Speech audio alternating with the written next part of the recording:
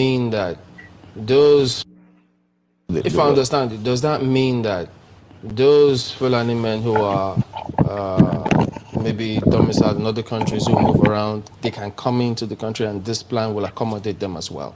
Yes, that's what we want to do. Yes, of course.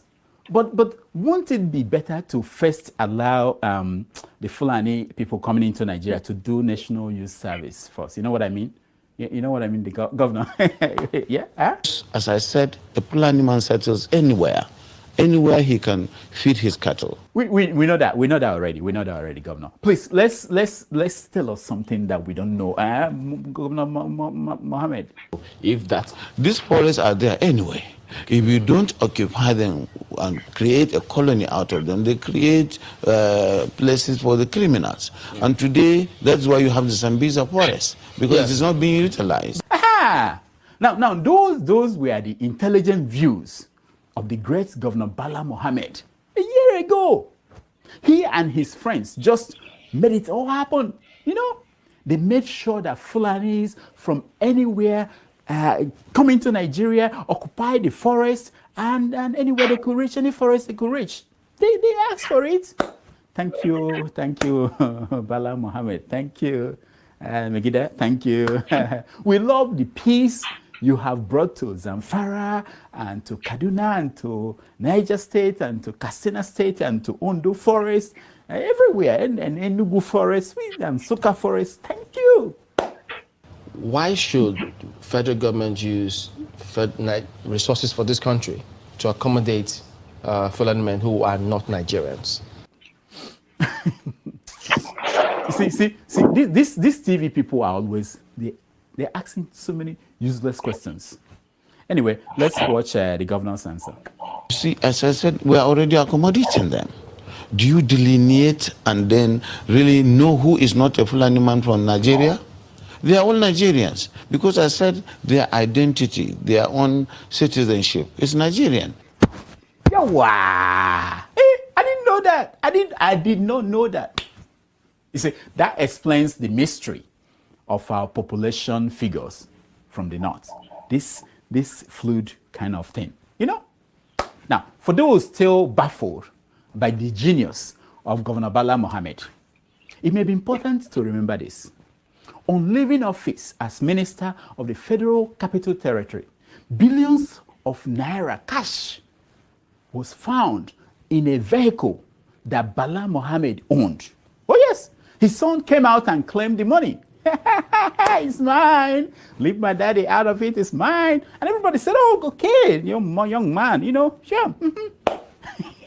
Soon after, in 2016, the Economic and Financial Crimes Commission, EFCC, arrested then he wasn't a governor, Bala Mohammed, for financial crimes worth over 1.3 trillion naira. Yes, you heard me right.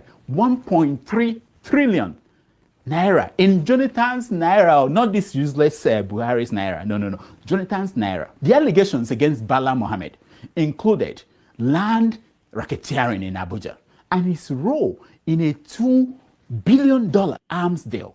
Yes, you heard me, 2 billion. Bala Mohammed, with billions and billions of naira in his pocket, just pushing, coming out from his pockets and everywhere he goes, and facing EFCC trial, ran for governor of Bauchi State in 2019 and won. Yeah, he won the Nigerian way. He won. In 2020, his hands were again caught in the cookie jar when Governor Bala Mohammed awarded a contract worth 3.6 billion to his own company. Of course. Old habits don't die that fast. You know, they don't die that fast. So you can understand why recently Governor Bala Mohammed gave Nigerians a lecture on why Fulani headsmen must carry AK-47. Watch. Cattle rustlers who carry guns, kill him and take away his commonwealth, that is the cows. He had no option but to carry AK-47 because the society and the government are not protecting him. Bam! You see, the Edo man kidnapped by terrorist Fulani herdsmen in the forest in Edo. The Ondo man kidnapped by the terrorist Fulani herdsmen in the forest in Ondo should also have no option but to carry AK-47. Can Governor Bala Mohammed come out and support that? After all, cattle rustlers go after the cattle, but terrorists Fulani herdsmen in the forest, they go after the lives of people, that they kidnapped. Unless cattle are more important than men. I suspected that. I was just suspecting it. Nobody owns any forest. The forest is owned by Nigeria. Why is it they don't teach us this in school? I'm just saying, nobody owns the forest in Nigeria. Nobody owns any water in Nigeria. Any waterway, nobody owns it. Nobody owns any air. Nobody owns any market in Nigeria. Nobody owns any woman in Nigeria. Oops. Nobody had the freedom of matriculations or speaking anyhow. Anybody can speak anyhow, but we are exercising restraint. Yeah, anybody can speak anyhow.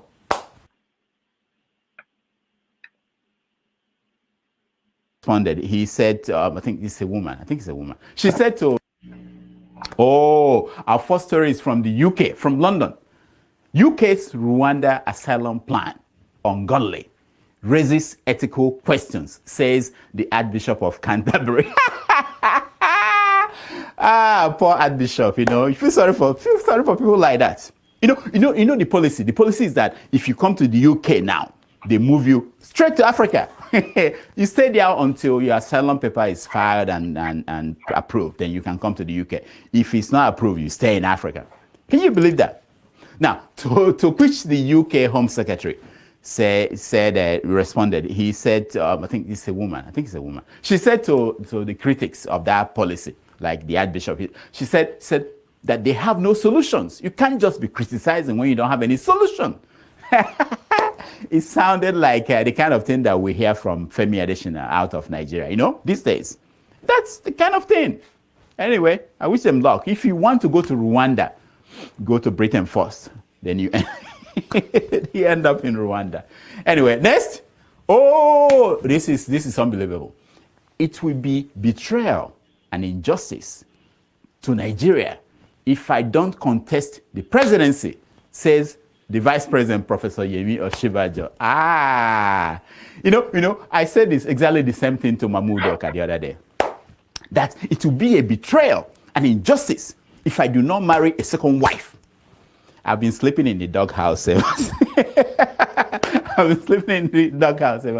Can you imagine that? He just turned it upside down. It's our problem now. He's doing us service, doing us favor to run for president. It will be a betrayal and injustice to us if he does. Where do these people come from? Who met with you and told you you are betraying us? If you go home and retire, we will come and see you in their village in Ikene. Nonsense. Next, female TikTok star jailed for 3 years in Egypt. Yeah. Now the woman was charged for human trafficking after inviting women to earn money by making videos. and you think that Lai Mohammed is a terrible person. It could be worse. There are worse people. There are countries that are worse than Nigeria. I'm telling you. Can you imagine that? Invite people to make money through YouTube videos and you are charged for trafficking. Unbelievable. Africa, my Africa. Africa of proud warriors. Next. Oh, this is from the upcoming election in Nigeria. 2023 presidency. Group roots for Buratai. You remember the guy, the former army chief? Yeah. They want him to be the president. That's it. The snakes will take over that country. I told you. The man has a snake farm. Is he not the one that has a snake farm? Yeah. He's coming to be president of Nigeria. Can you imagine that? Next. Governor El-Rufai talks too much. Reveals security plans to bandits, says the National Security Advisor. This is not just regular people talking nonsense. This is a whole National Security Advisor. I'm like, get out of here, man. El-Rufai talks too much. When did that start? And then he reveals security plans to bandits. Who could have predicted that? Who could have predicted that? Didn't they say he's one of the sponsors? No, it's not coming out of my mouth. No, I'm not saying that. Next. Oh, this is where this will give you an idea of where we are and why we are where we are. Zamfara State sent 97 clerics to Hajj to pray against banditry. Is that not the governor that it's some state now that spent billions of naira buying luxury cars for traditional rulers? What could go wrong? Of course, they are going to pray. Instead of doing something about it, they are going to Saudi Arabia to pray. While they are there, they will stone the devil. I mean, Africa.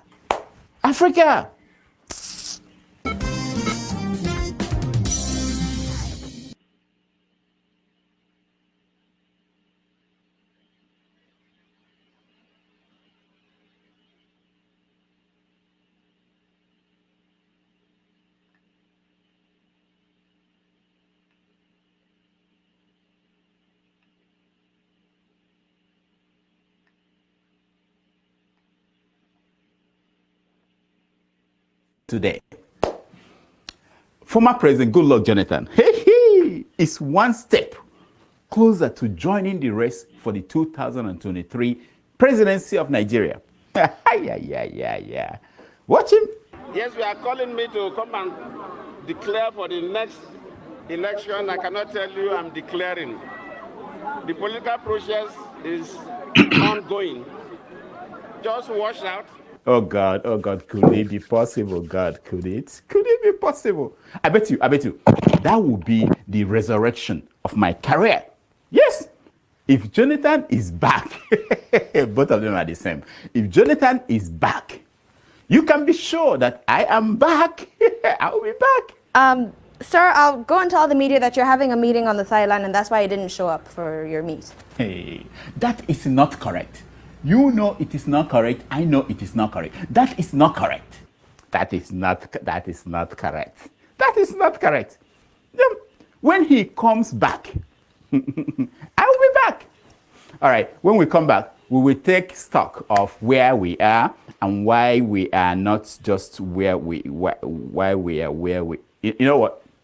Bring the vice president. That's why we're working where we're. That's why we're here today.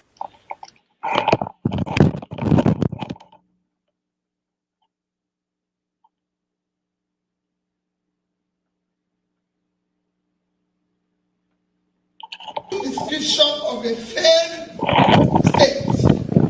When a country, when a government, when a system is no longer in control of its territory. Is Nigeria in control of its territory? No. When a system is no longer in control of its economy, is Nigeria in control of its economy? No. And the reason is simple. When Osinbajo was talking about Nigeria when it was good, he was talking about the West kept cocoa money, the East kept palm oil money, the North kept granite oil. That is, we are talking about when Nigeria was producing. Today, what Nigeria is doing is sharing. All I want to do is stop the sharing and start production. All we need to do is to put people out of poverty. The development is hinged on three simple things. HDI. You cannot have a country where you are 168 over 160 something in terms of human development index, and you cannot have a country where you're 152 out of 157 in human capital and you think you're developing. Let's do the right thing. We invest in education. We pull people out of poverty. 100 million people living in poverty, you're going to have crisis. And that is the crisis we face today. I'm a wealth creator. And I know what it means to create wealth.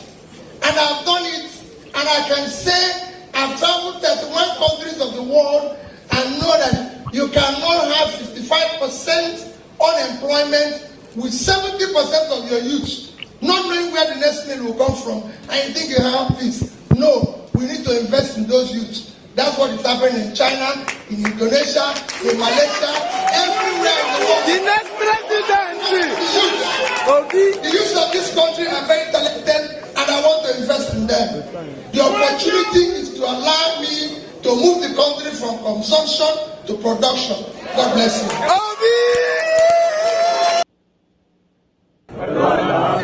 àti okun lára àti ọ̀pọ̀lọpọ̀ làákàyè. Bismillah, Allahu Akbar. Bismillah, Allahu Akbar. Bismillah, Allahu Akbar. Bismillah, Allahu Akbar. Walillahi alhamdu. Subhanallah. Alhamdulillah.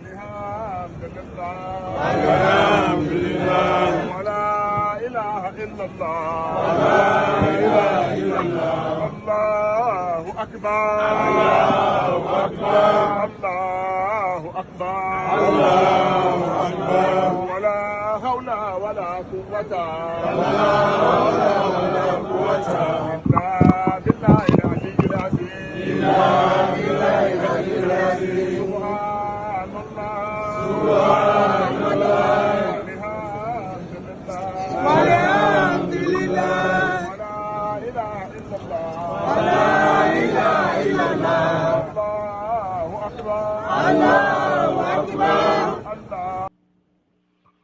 All right, it's Saturday, the 30th of April, 2022. Welcome to another episode of Have Your Say 247. This is when we give you opportunity to talk about all the issues in the news across Nigeria and Africa. Today is Saturday, and as usual, we are focusing on politics. Where did you see your political, favorite political candidates, presidential candidates? Where were they this week? We want to have that conversation. We have played some videos. We saw Tinubu was in Mecca, where he went for Lesser Hajj, and they prayed for him to be president. We saw Peter Obi traveling across the country. He visited Sokoto, where he met with the Bishop Kuka, and they went out on the streets, and this is what happened. Let's look at that video.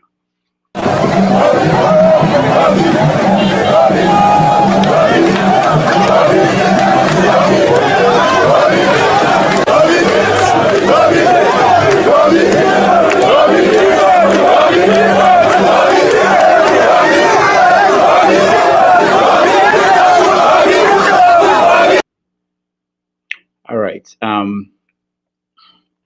So it's heating up. The political atmosphere in Nigeria is heating up, especially at the presidential level. So we want to hear from you. Join us and let's talk about what's going on across the country. This month, we are entering a new month, I think tomorrow or next tomorrow, when we are going to see the parties pick their candidates for we don't have a say, unless you're a delegate, we don't have a say in who becomes the candidate of these political parties. But I think that our voices, if they're heard, they might influence what the parties do. We are looking at several parties trying to look at zoning, whether they should zone the presidency to a part of the country, whether it's the north or the south, and there are people who are resisting. So all these things are going on, and we want to have that conversation. A lot of people have insights. Sometimes we get people on this show that we are surprised, how much they know about what's going on. Already I have some of our people. Now, let me say, if you want to watch us, just go on Facebook, or you go on Twitter, or you go on YouTube. Dr. Damages, you can see, you can watch the show. If you want to participate, then join us, come into the studio, and you can join us. Let me share the link for those who want to join us. Already, I've seen some people in the studio, so I'll bring them up so we can start a conversation. Again, if you don't want to be seen and to have that conversation live, leave the studio so that we have room we can only take 10 people, have room for people who want to appear and to participate. Thank you so much. All right. John Abba, welcome to the show. Are you driving? Yeah, well, it's okay. I'll be parking in a minute, but you can hear me though. Yeah, we can hear you. Okay. All right. Okay. So, how are you today? I'm doing well, Dr. Damages. How are you? Good, good, good. I know you are in Texas, Dallas. Yes, I'm in Dallas Metroplex. Okay. So, it's been a week, an interesting week in politics. This is a critical month. We're entering a very critical month in terms of who will eventually become the president of Nigeria. One of the candidates that the parties will pick will end up being the president next year. Did you see anything this week that was of interest to you? Just like you said earlier, Tinubu in Mecca and Peter Obi in Sokoto. It's interesting that our people are always seeking how to move our country forward by visiting other country or other state instead of appealing to the whole Nigerians or debate or have a debate where they can tell us what they are up to. But I have my prediction of who will become the president. So as the program goes, we will see and we'll take it from there. But like I said in the other episode, the cabals of Nigeria know who will become the next president, and I'm not discouraging anybody from having their voters card. It's a way to go in 21st century, but it is what it is. All right. I will let you drive and go to somewhere and park, and then we can bring you back. Yeah, I'll be in the next 1 minute. You can switch to somebody else. In the next Okay. 1 minute, I'll be pulling up. All right. Thank you. Patrick, welcome to the show. Sorry, hold on. I think you are muted. Okay, Patrick, welcome to the show. Mr. Rudolph, good afternoon. Yeah. Yeah, how are you? Yeah, thank you very much. Where are you joining us? I'm from Equatorial Gary. Oh, Malabo, wow, precisely. Wow. So what are you doing there? I'm a pharmacist. Okay, okay, very good. So we have a long history with that country. Maybe when we have time, we can get to that. I really want to know how you live there and how things are going. But are you following the political situation in Nigeria? Yeah, sure. That's why I tune in. Okay. So what did you see this week? What do you think is going on?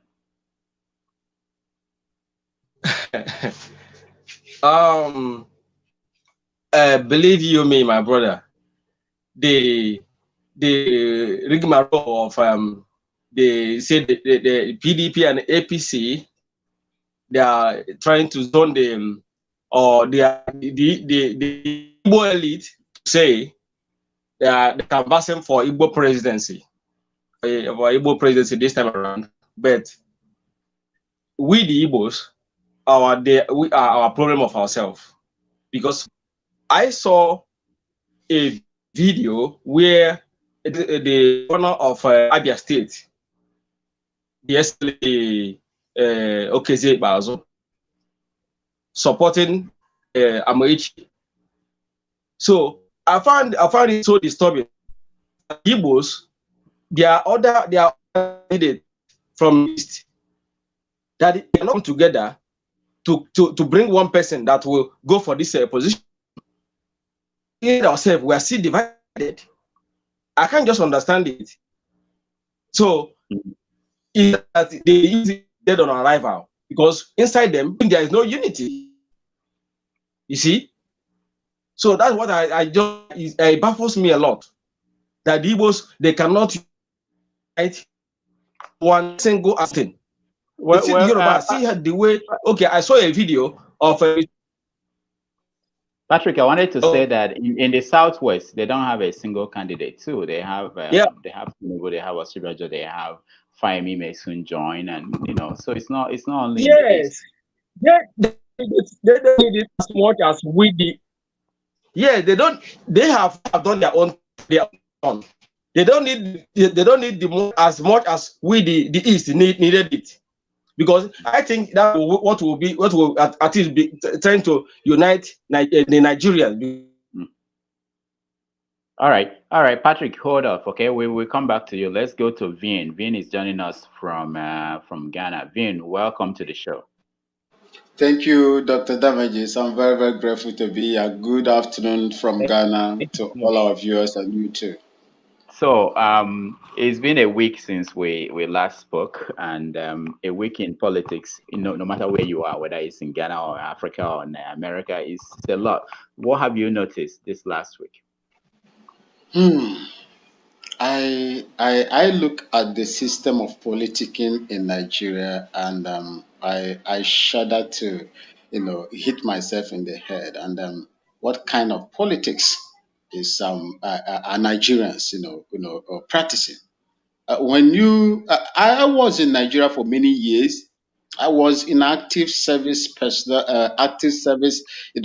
for 18 years, and when I look, I have never seen any time Nigeria has ever, made significant improvement in the system of politicking, campaigning, the campaign, and whatever you can call it. It just,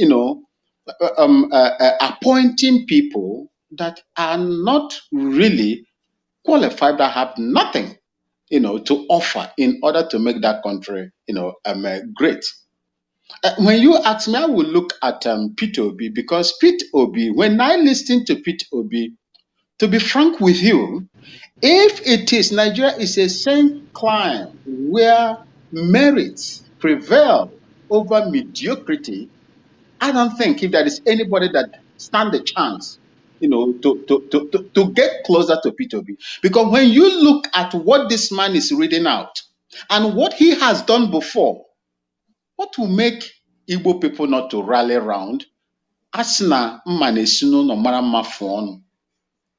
What will make the Igbo people, the rest of them that are gunning for this, what will make them not to support him? Even if the Yorubas are, look, let me tell you the secret that is going on, because for most of us that have lived in the North and have witnessed the politics the North play, they will keep dividing you. If you look at the Southwest, is the battle there between Osinbajo and Tinubu? They are already divided. When you come to the South, let me just say generally, old eastern part of Nigeria, you have Wike and the rest of them. I think about 5 of them from the Southeast, gunning for it. Why do you do that to yourself? Why can't you come up, do the same thing the 17 governors did? The 17 southern governor did the other time, that really created serious thinking into this, caliphate, or the Kaaba, what we call the Kaabas. But as long as the South continue to play the kind of politics they are playing, my brother, the Kaabas will dictate. They have thrown the bones to them, and all of them has gone out there to begin to fight over the bones. Some will die, some will hurt, some hands will be broken, legs will be broken, and there will be survivors. And these survivors will not be enough to counter that divide and rule system. They call it takia. That is what it is. I do not know a nation or a group of people that cannot learn from history. I will continue to say are doomed. And that is what is happening to the old southern Nigeria. They do not know how to play politics. There might be brilliant people there. There might be great people there, but they don't know how to play politics. When they divide you, look at the North, the system they play. They will come out and begin to talk. So many of them will talk, but when they go home, they speak in one voice. But we Our people, my mother's people, and the rest of them will sit down there and begin to criticize themselves. They will fight from their inner bedroom to the main road, and your enemies will be there looking at you, criticizing yourself all over the social media, telling this one how he's qualified and how he's not qualified. Is that what you're supposed to do if you want to take power from this caliphate? If you continue like that, you won't get it. All right. That's my take, sir. We'll come back to you, Vin. Mohammed is joining us. Mohammed, welcome to the show. Thank you very much. Are you in Bauchi or somewhere else? I know you're in front. No, I'm in Bauchi at the moment. Okay, good. So, so what are you seeing? What are you hearing from Bauchi about the political situation in Nigeria? Okay, like I said the last time I joined this forum, I told you they are more beaten now than ever before. You know, they all gang up to insult Goodluck Jonathan, and today Goodluck Jonathan seems to be a god in place of where Buhari is, and it's rather unfortunate. They are actually feeling the heat more. You know, they have more liability than us. They have multiple children, multiple wives, and it's actually not easy for them right now. And unfortunately, like the last speaker just said, the politics of our own still bears within them. They would rather prefer a goat that is their own than any other person. It's still unfortunate, actually. All right. But the dust is not settled yet. Of course. We have a long way to go. But Standby will come back to you. Yakubu, another Yakubu. Yakubu is joining us. Yakubu, welcome to the show. Yakubu, can you hear me?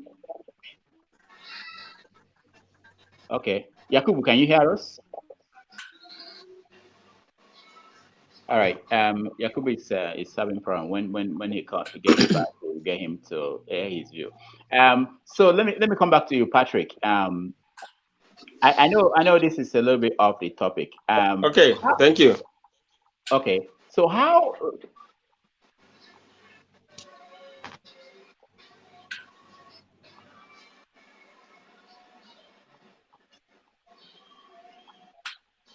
I can't get you. It's like Dr. Damages is frozen.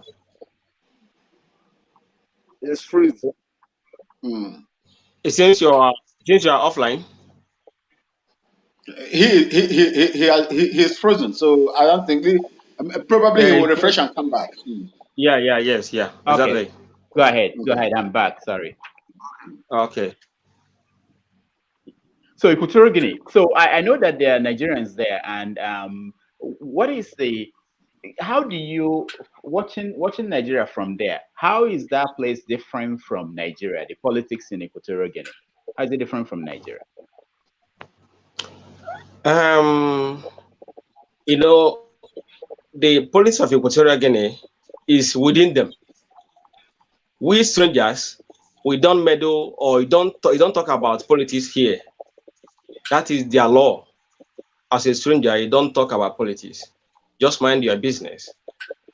You understand? Yeah. And as all of us know, their president has been in that seat for more than 30-something years. Okay. Yeah. So are there many Nigerians? Are there many Nigerians there?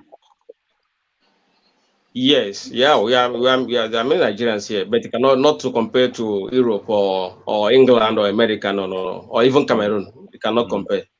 So it's a small island. You understand? Yeah, it's a small island. Even the citizens here is about 2 million population. The indigenous about 2 million people. 2 million. Okay. So that's how it is. So we don't. So you don't get involved in their politics here. That's it. That's how they put it. Okay. But the Nigerian politicians, do they come there? No. You don't. No. I mean, Nigerian politicians, do they visit there? Yes. Yeah, we have an embassy. The embassy is here. Nigerian okay. What? Embassy. You have an embassy there in Equatorial Guinea. Is it? Nigeria has an embassy? Yes, our Nigerian embassy is here. So how is the embassy performing? Yes. How are they performing? Do they service? Well, they are doing. They are doing, because even yesterday we went to the embassy to visit the new ambassador and the new consul that was sent here. So I, as a secretary of the union which I belong to, so we went there to say welcome to Equatorial Guinea. So they are doing what they can do. They can't do because this is not their country. Do they have passport booklets? Do they have passport booklets at the embassy there in Equatorial Guinea? No. Just my passport expired, but the new ambassador, out of his kindness, we that person has been expired for some years. So we have the opportunity to help us to renew our passport. So we went and submitted our passport at the embassy. He took them to Nigeria, to Abuja, and it was renewed. And he brought them back. Now I have my new passport. Okay, very good. All right. I was trying to get the other Yakubu to join us. All right. Okay. So let's hold on. Okay. Let me come back to you, Yakubu Mohammed in Bauchi. So I know you're a Muslim, and yes. Tinubu went to Mecca last week. Can you explain to us what we don't understand about the need to go to Mecca and for them to pray for him there to win election in Nigeria? Well, I want to start by saying that was a show of shame. As a matter of fact, when I saw it yesterday, I almost wept for the show they put up in Mecca.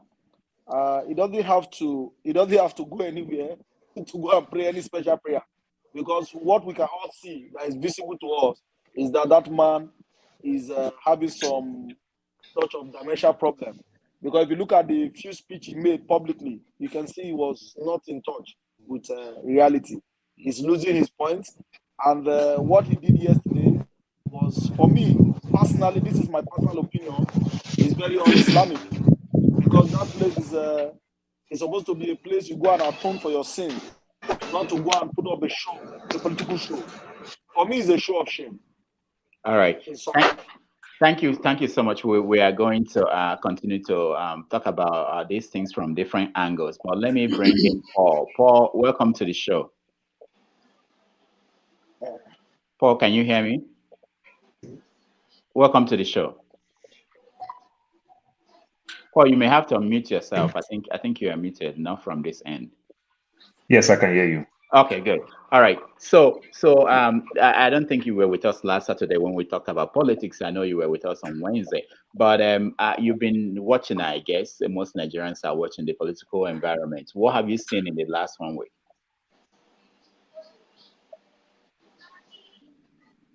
Paul, can you hear me? Paul? Yeah, I think everything is there. Things are just changing drastically. Oh, please, 1 second, let me come back. I'm getting a feedback. Okay, all right. Let me move to the other one. Okay, all right, good. So, Vin, let me come back to you. The idea that this is a primary season, we are not yet, so to say, and the parties are going to make. We had that the PDP they vetted. They had a screening of 17 candidates, and they dropped 2. We don't know yet the 2 candidates they dropped. APC, they are still undecided in terms of whether to do zoning or whether to select or to have delegates. And basically, the candidates are meeting delegates and trying to convince them to vote. And we've seen what happened when Amechi went to several parts of the country, and the reaction of people. So looking at this, the structure they are putting in place to pick a candidate, what do you think is actually going on? Is there any ulterior motive? Is there what's going on in the structure these parties are putting in place as a way to elect a candidate? Thank you, Dr. Dame. The PDP, first. You see, it's a pity that I don't just like, the modus operandi of these political parties, the 2 of them. I don't like them at all. Because, you see, it is the people that speak. People speak. not delegates, people, the owners of the party that is presenting these candidates for presidency are the people. When you alienate the people from the structure of this political party, then what you are doing there is just mere selection and appointment.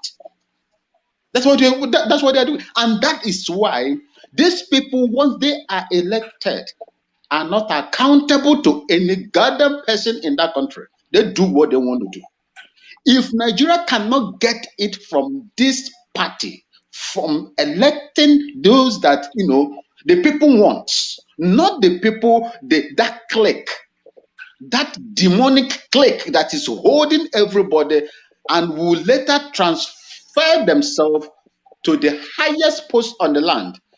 If they don't get that place, well, everything is in shambles. So I am not surprised with the political gymnastic that is going on. I heard Wike the other day, spoke that he is not going to step down for anybody. And I will even, as I say, okay, when let me emphasize more on PDP because APC, I don't want to, I have to, beg your pardon, I don't want to go there because they are not a party that I can speak to because of their series, the series of lies, failed promises that they promised Nigeria. I don't just want to go into them.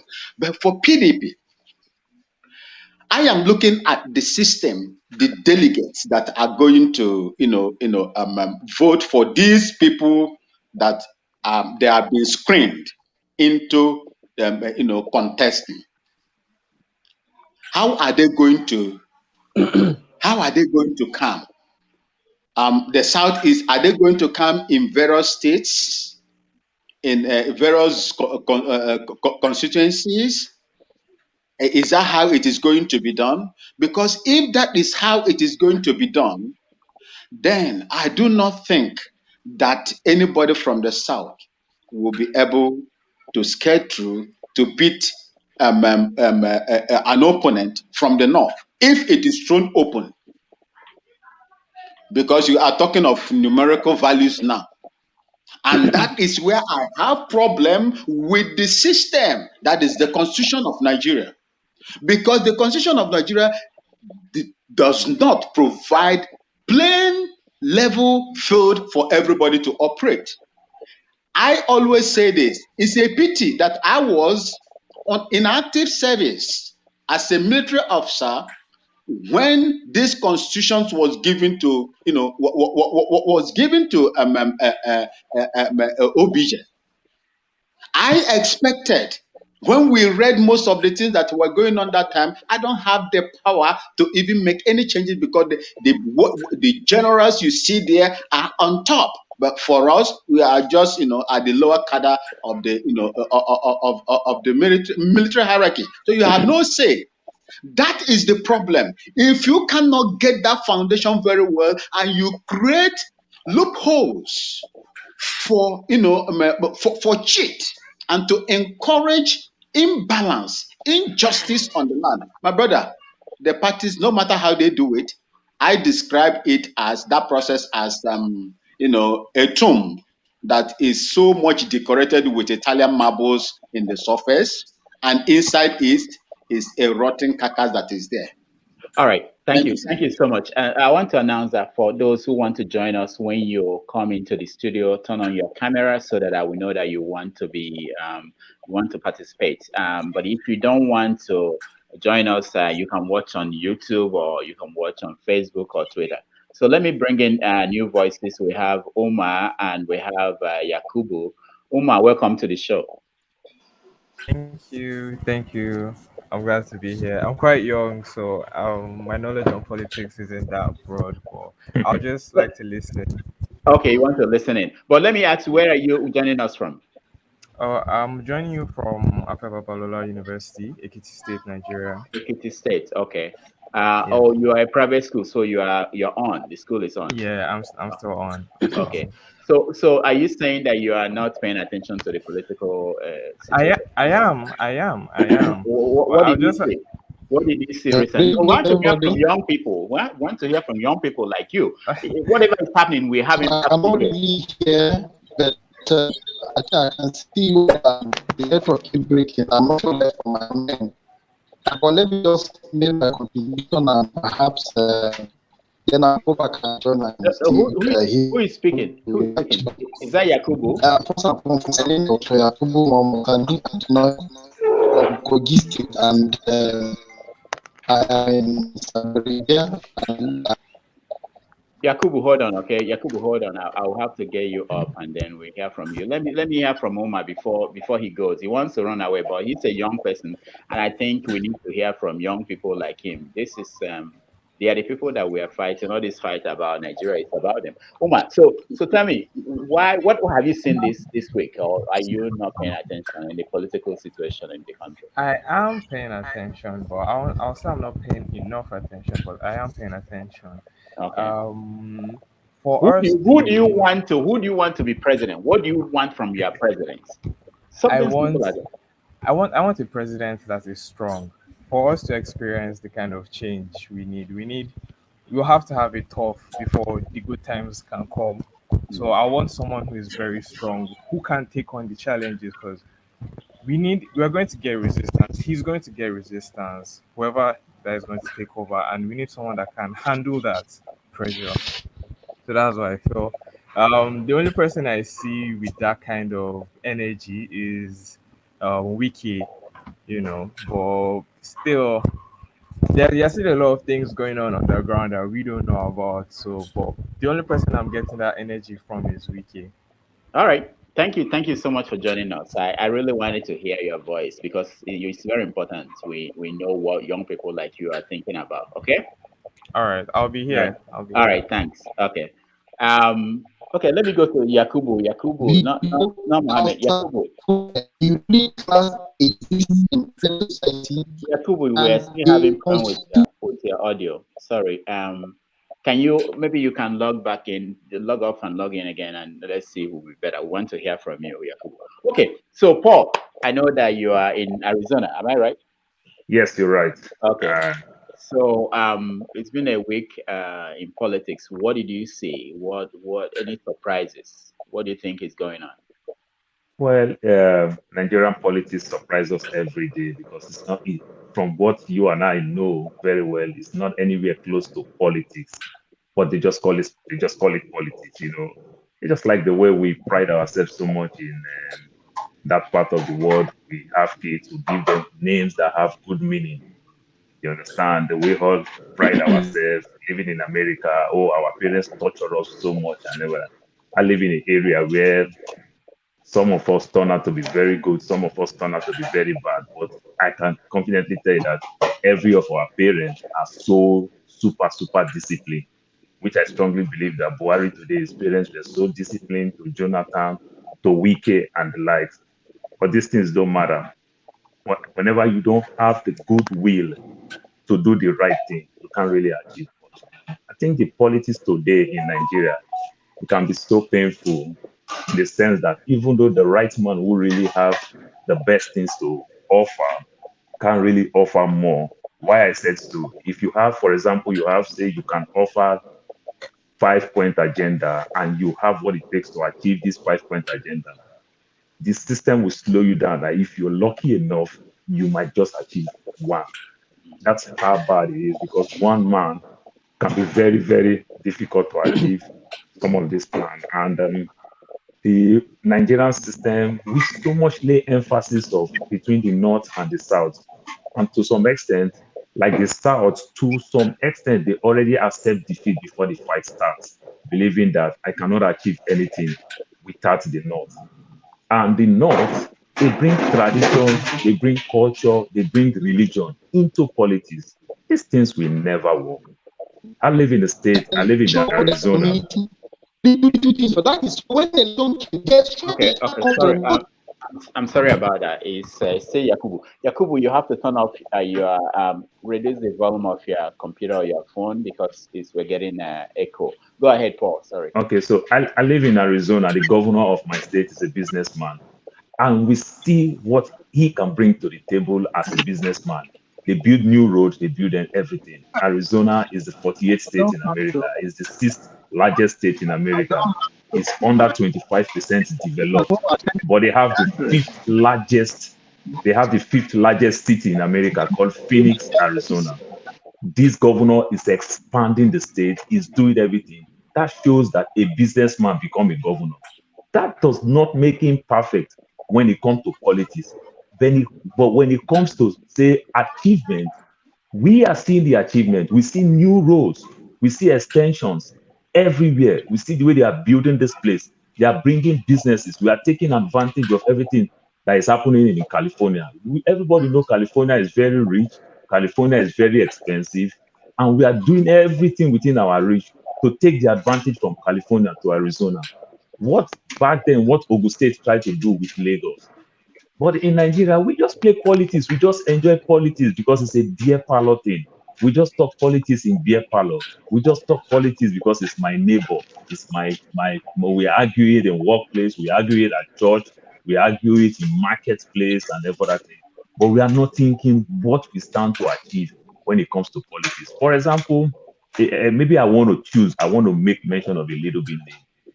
Nigerians today in the South, we all celebrate Peter Obi tremendously. I watched Peter Obi when in channels when they show Peter Obi 3 or 4 of his wristwatch. But this man keep telling us that he have only one wristwatch. You have this wristwatch. Oh, it's my son that gave it to me on my birthday. Do you understand what is gift if you check our dictionary? If you give me a gift, automatically that becomes my property. I cannot say I have one wristwatch when I already have 2. And if my wife gives me again in my birthday, I have 3 wristwatches. You don't say you have one wristwatch. You grow your state so much that your state from number 11 to number 1 when it comes to children that the highest that finish secondary school, WAEC, they have the best result in WAEC, they have the best result in JAM and everything. But guess what? Did they build new universities? Are you sending all these kids to make sure that they did well? And these kids, to some extent, they did well and they graduate, but there's no university to go. Where do you want them to go? Oh, to go to Ekiti State or to go to Kogi State, to go to universities? These are the questions we're asking. He did not build one new university, not one new hospital. All you see, they say they renovate. I travel Lagos Benin Road every day that we travel. We see construction going on, so which means every politician is working. But did any one of them be able to achieve new road? Nothing. So we're just still playing this dirty politics. All right, thank you, Paul. Let's actually discuss it. There's something you raised that I think I want to hear from people. There's a kind of a feeling that we should go away from people who have been in politics all their lives. That's all they know, politics. We want to go into people to try people who tried business, who ran something, who ran businesses. Well, let me bring in Kayode. Kayode, welcome to the show. Kayode, can you hear me? Good afternoon, sir. Yeah, welcome to the show. Thank you. It's nice joining great Nigerians on the show this afternoon, or this morning, rather. Okay. Kayode, tell us where you're joining us from. Well, I'm joining you live from the United States of America. Yeah, but you sound like you are. You sound like you are in Equatorial Guinea. What's wrong with your line?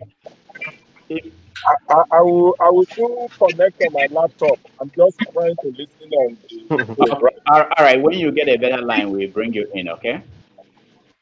All right.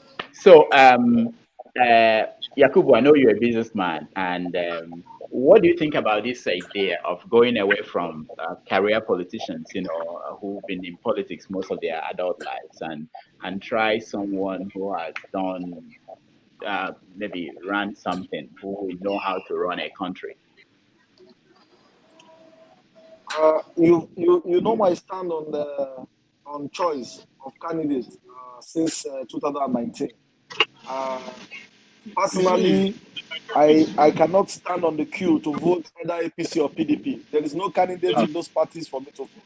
I have only one candidate, and that is Shore. I don't know whether I'm permitted to to make my choice public in this platform. Oh yeah, you can do anything you like. This is your show. Have your say. My candidate is sure, and the reason has always been for we to correct the mess that is going on in this country, we need somebody without the baggages. And what I mean by that is that I give an example.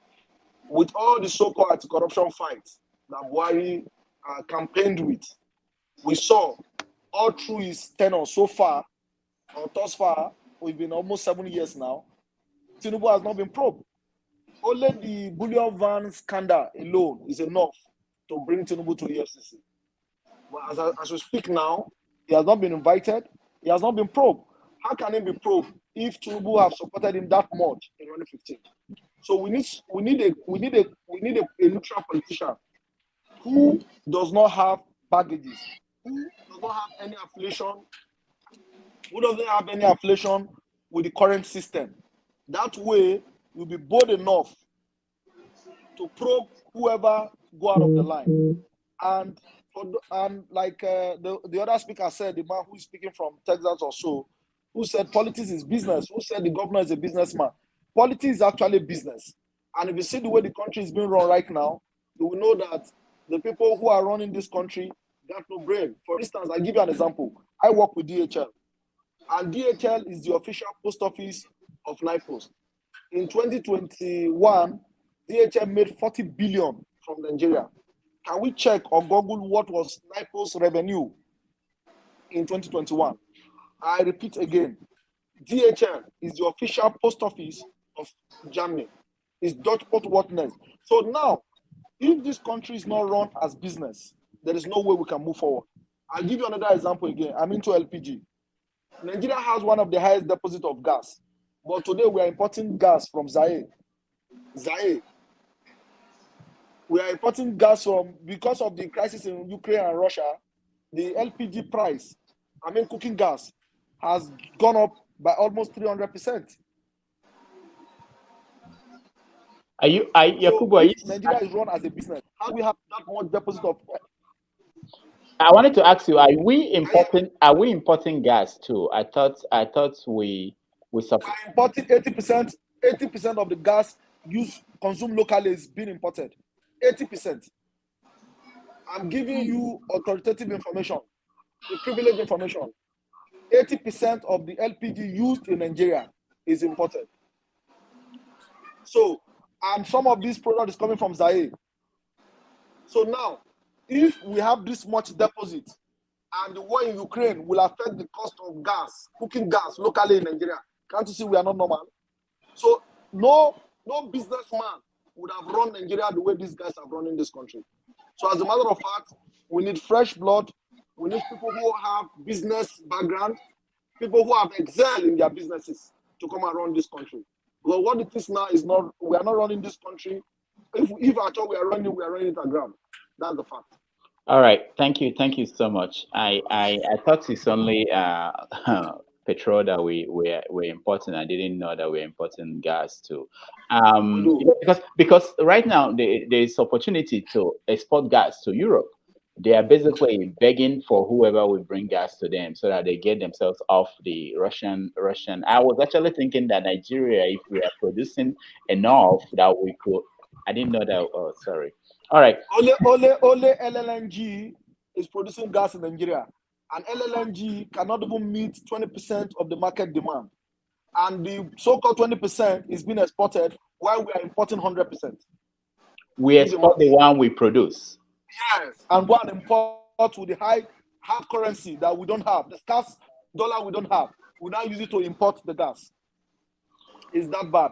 And a little bit of secret, when the gas started going up in 2021, the reason for that was that when Buhari came in 2015, he gave them tax holiday to all produce the gas here, enhance the gas here, and produce for the local market.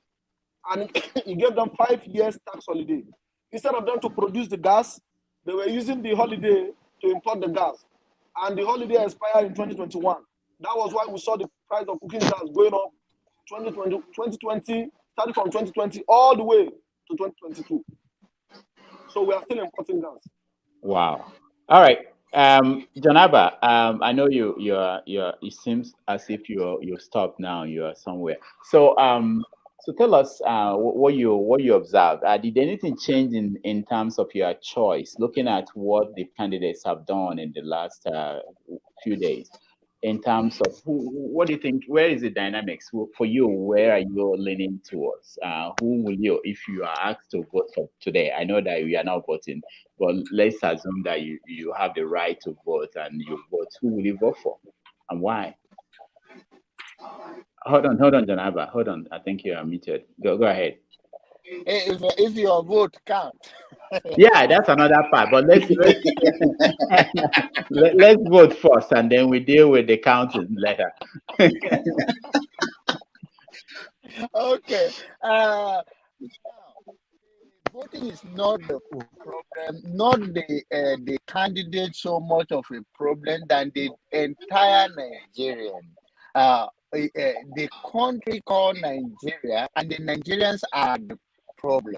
We often think that, okay, if you bring a president, if the president of Nigeria is from the south, it will help Nigeria, or is from the west, or is from the east, or is from the north.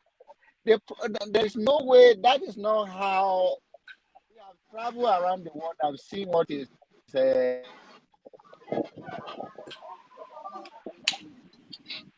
Okay, Janaba, you're off. We'll get you back. Okay, Vin. Yes, sir. So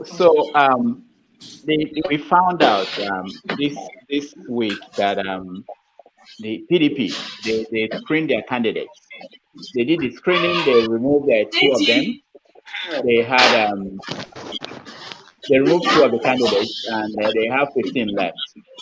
So I want to know what do you expect to happen in PDP with Atiku still a candidate? What do you expect to happen? Well, Dr. Damages, I really, in fact, you are really damaging things here. You are really damaging things here, honestly. Okay, you see, for me, I am not a proponent of one Nigeria. That point I made, because I served that country within my limit and I did not benefit anything.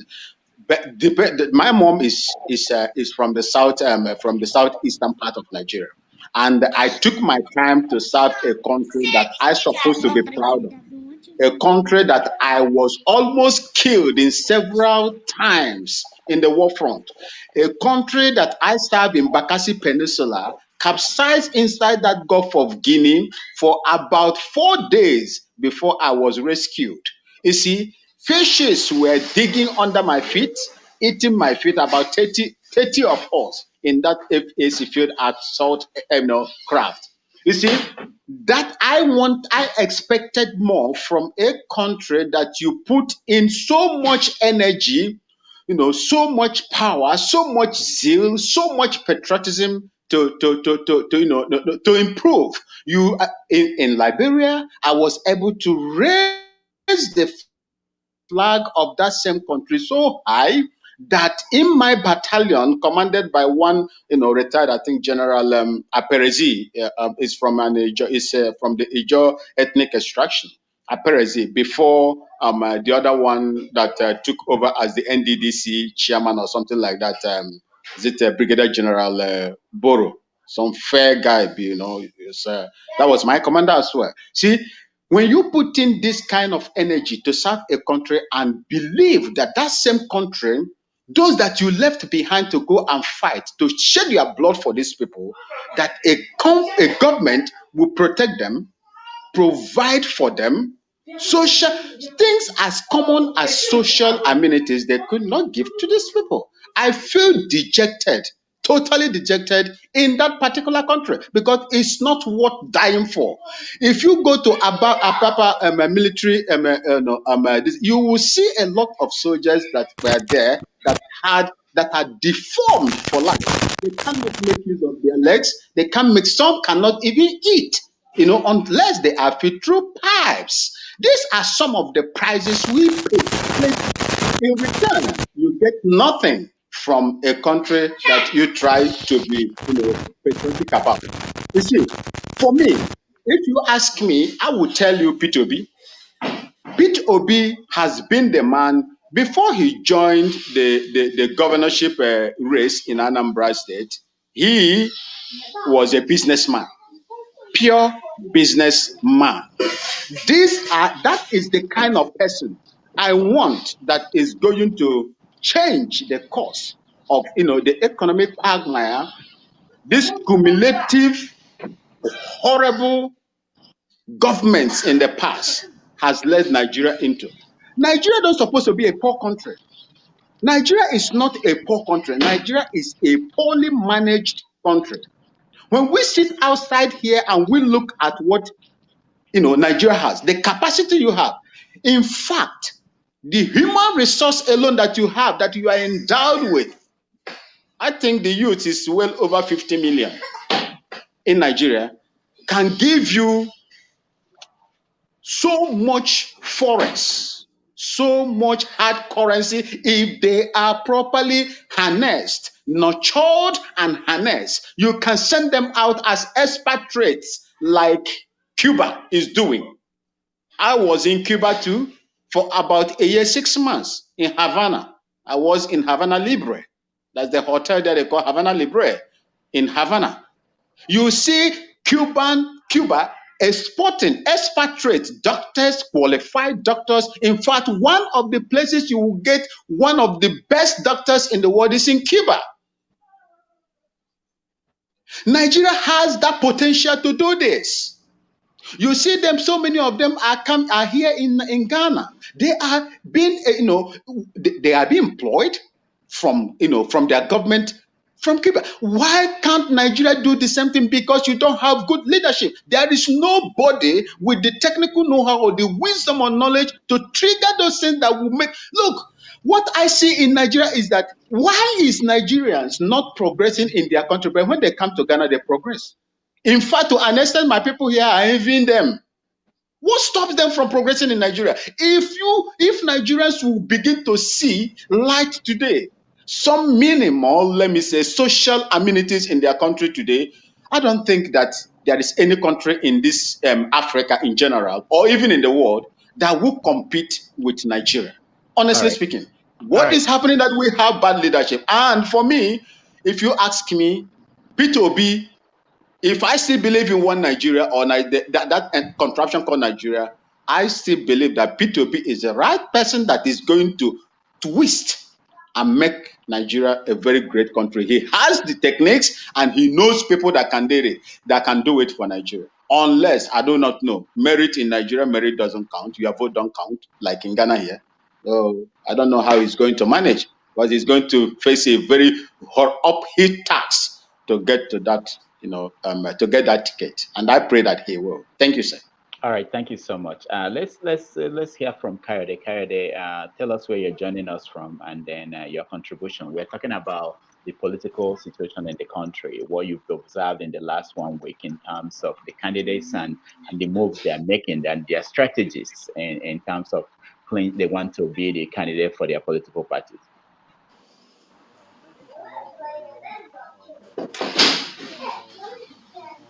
Kayode, we can't hear you. Hello? Okay, you can speak up. It's very faint. Can you hear me now? Yeah, speak up. Can you guys hear him? I think Hello? you're far. Yeah, we can hear you, but you're far from. Yeah, he's far away from the mic. We can hear him. Yeah.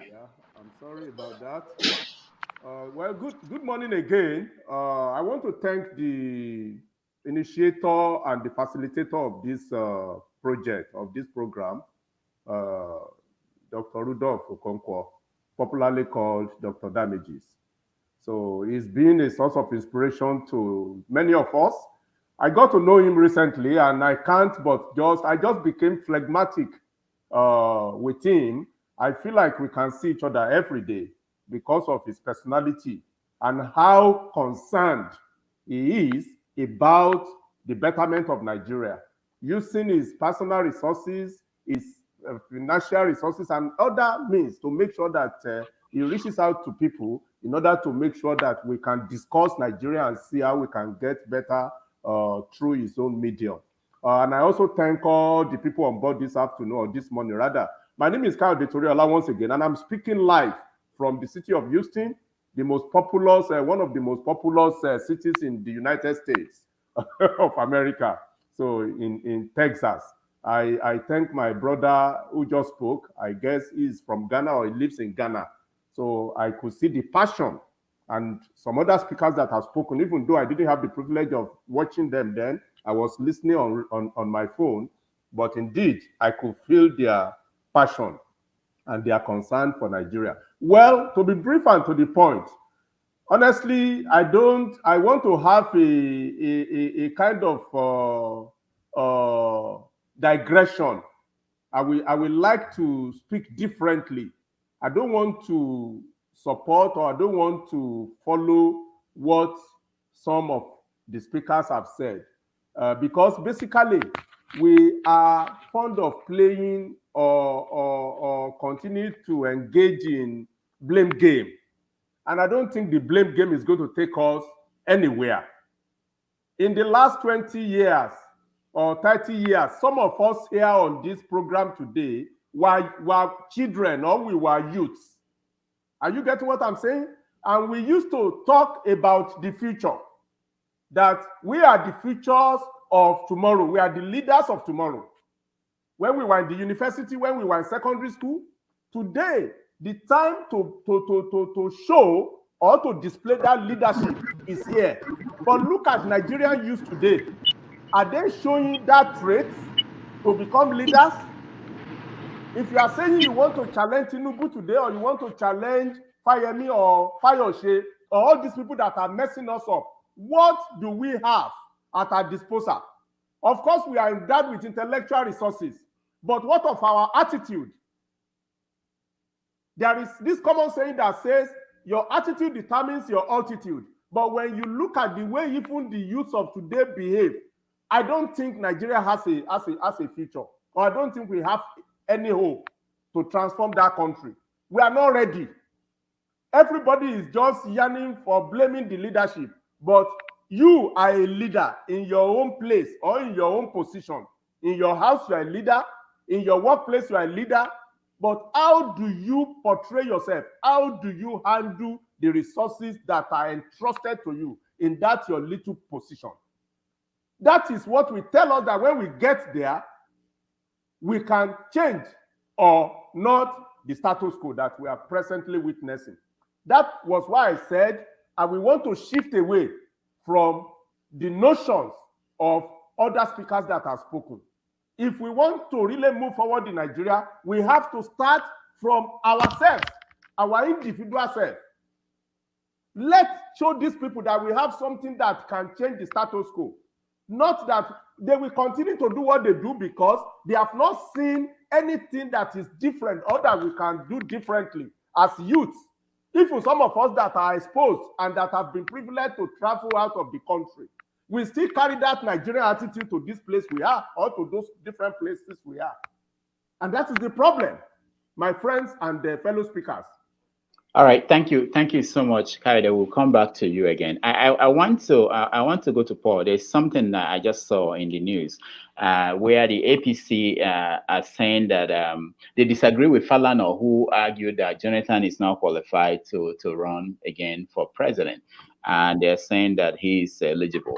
I want to know what I'm coming to you, Paul, because I think. You live in that. I know you're in Arizona, but you know Jonathan. What do you think about this? His attempt at even coming back again as trying to run again as president? What does that mean to you? What is your take on that? Yeah, it's so funny. If I remember what the young man from Afe Babalola University said, he said he's young in the game. I think. Jonathan too is young in the game. Jonathan is lazy when it comes to politics.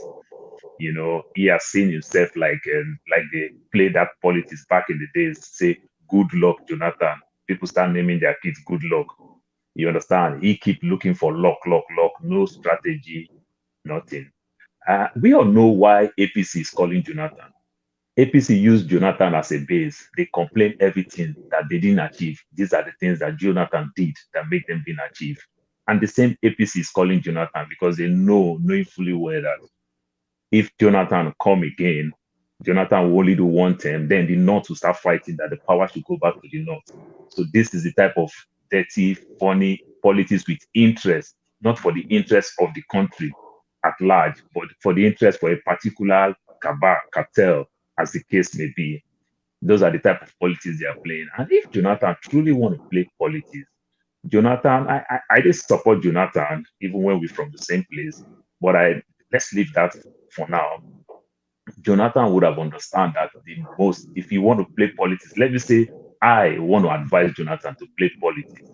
Jonathan would have been the best person to come aside for PDP as at this time. Why I said so, Jonathan can negotiate, for example, with one of the three strongest, formidable candidates from the North.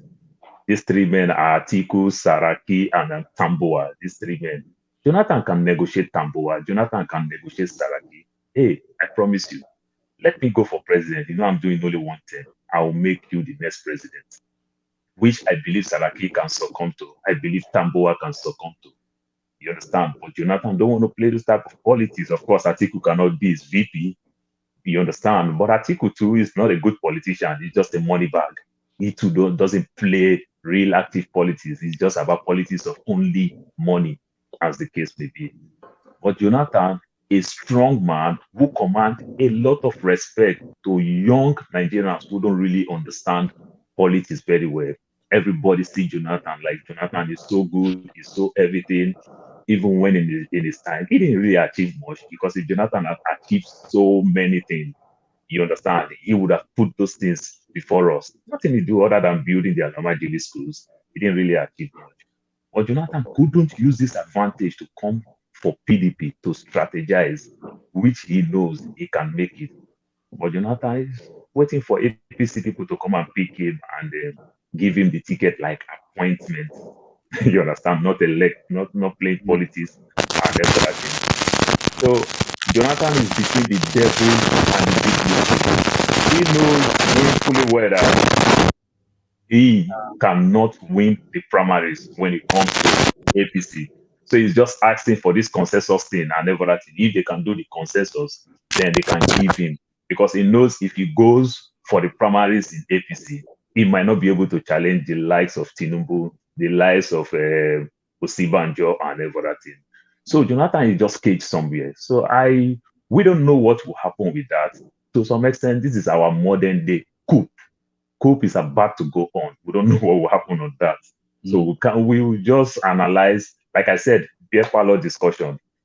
Other than that, Jonathan, if he really want to come out for those that really like him, because Jonathan have very good, strong followers, he would have been in PDP. Okay. Let me ask somebody. Let me ask Mohammed. Yeah, Mohammed. If Jonathan comes to the North now campaign, do you think that people will embrace him? Do people regret voting for Buhari in the North to the point that they will turn around and vote for Jonathan? Well, unfortunately, that is the sad truth.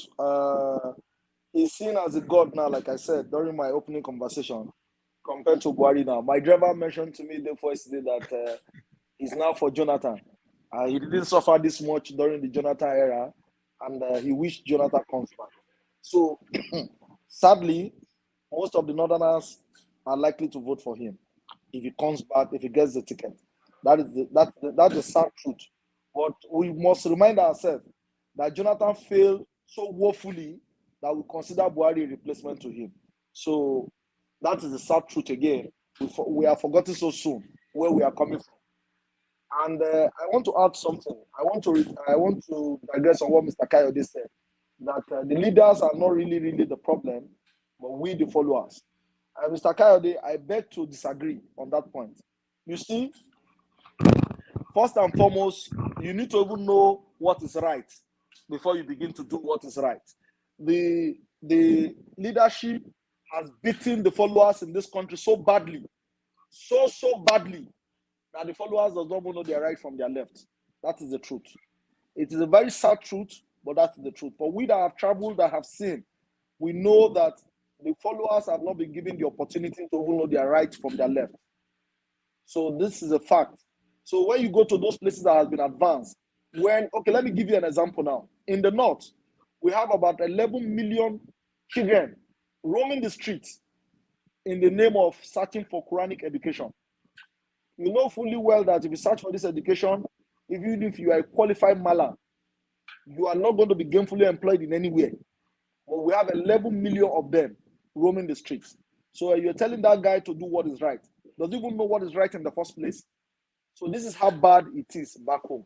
So we must remind ourselves that even the followers do not even know their right from their left, except for the very few opportune who has gone out there that know what is right and wrong. Thank you. Well, Mohammed, let me just chip in little thing on what my brother Mohammed from Bauchi said. Okay. I would take my own president. I would take my president here as an example, President Nana Addo Dankwa Akufo-Addo. When you look at the man that we voted in there, he's a good man, but I'm not telling you that he's a saint. He has his own shortfalls. I want to pick up from the armed Fulani herdsmen, the armed herdsmen that were terrorizing the Ashanti region in a community they call Agogo community. It's a very big place in Ashanti Kingdom, Ashanti region. They were murdering, slaughtering our people there. They don't care the age. They will rape. Pardon my language here, bro.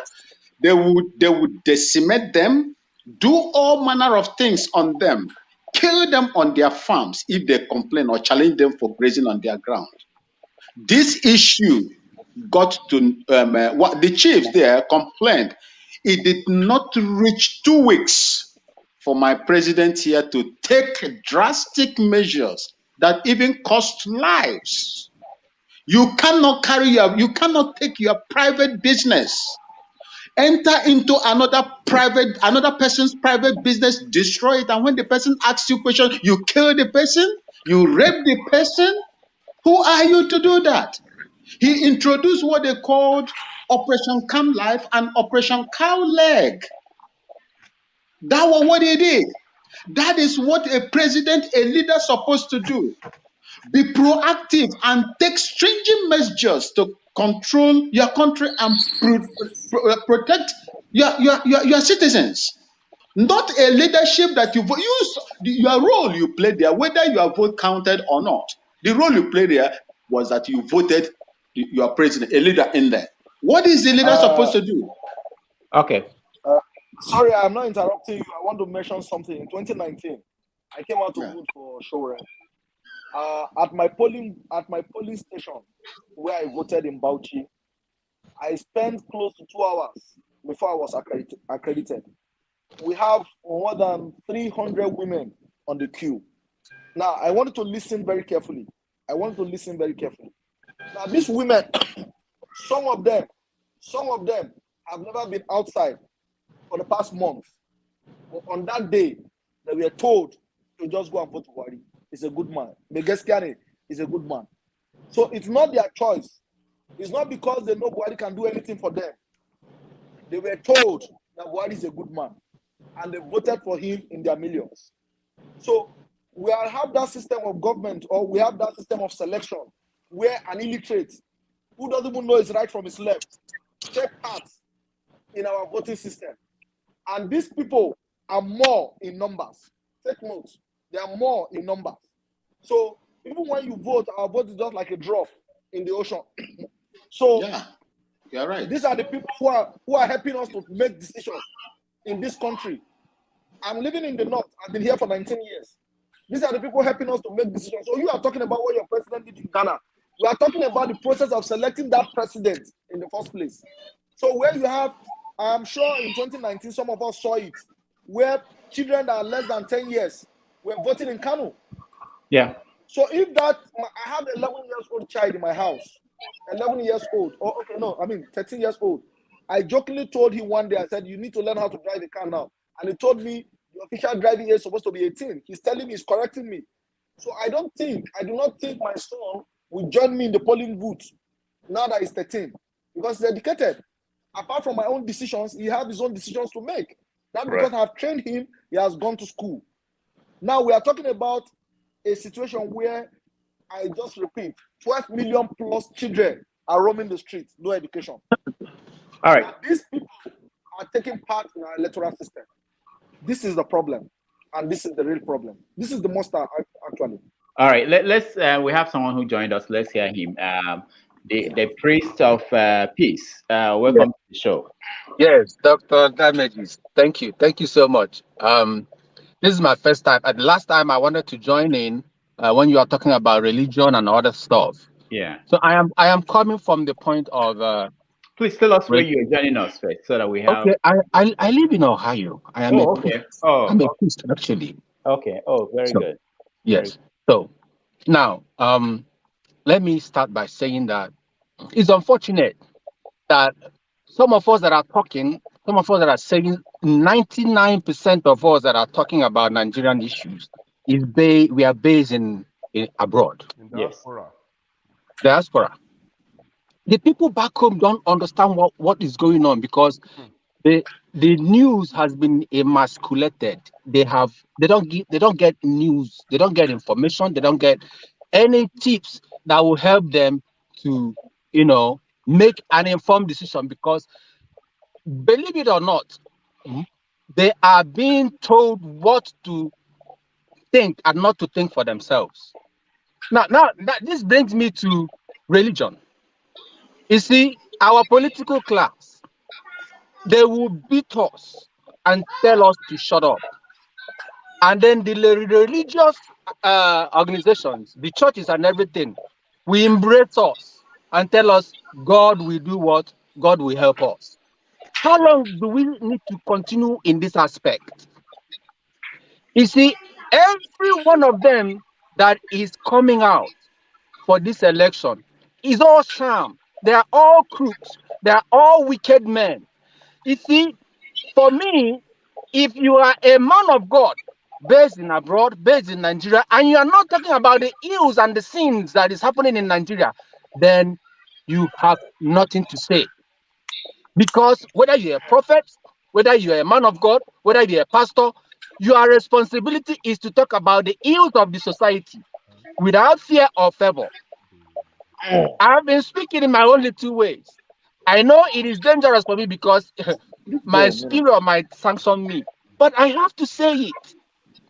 That is why I give a thumbs up to Bishop Kuka.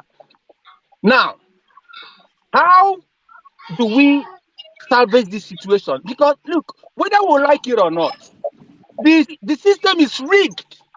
This election is already perfected and done. It is done and dusted. But will it happen is another question. Now, I have been talking. The last time I was on Ginger Media, that was last year, I traveled to Nigeria. I was talking with late Obadiah Mailafia. And I suggested, look, let the Christian folks stage a sit at home for 1 week. And Nigerian government will wake up and give us everything we need. What am I saying? I want everybody listening to take this home. The only thing that can salvage Nigeria, if at all that they want it, if the political class want Nigeria to be salvaged, they should stop talking about this election. They should say one thing and one thing only. Let us come to the table of brotherhood. Suspend this election, secure the country, take away all the terrorists, because that is what they are. Even they are political class, they are all terrorists. This election is completely sham because it is already rigged. The system is rigged against you, it's rigged against me. And ask for a referendum to restructure Nigeria. That is the only solution. The only solution. Because let me tell you, no matter who you give this reins of power, whether it's Jonathan, whether it's Tambuwal, whether it's Atiku, whether it's Peter Obi, we've seen his track record. He will fail 101%. Take my word. Take it to the bank. This election, I am not sure if it's going to hold. Because looking at what is going on, my brother, forget it. I lived in the north before I moved to the states. I lived in the north during Jonathan's period. One of my in-laws was murdered because of Boko Haram stuff. Up to today, his body was not retrieved for proper, but he was buried in proxy. So how can you tell me that a country that treats his own people like this will give you what you want? The same people, the same strategy, and you want it to work at the same time? No, it is not. We have to change something. Something must give a way for something to happen. If it doesn't, let me tell you, it is going to be worse. You see, next year, it's already started though. Look at what is going on. Abuja, it's just a matter of time.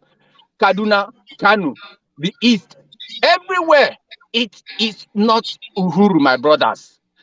All we need to start making it clear to these people, because one, our people back home are not getting information. I suggested something to a World Igbo Congress. But look, we need to do something so that it will be like a template for these politicians to stop, every time. Now, okay, look at what is going on. 3,000 bags of rice was given to, where is this 3,000 bags of rice been laying for a long time? Now election is out, and they want to bring these 3,000 bags of rice to who?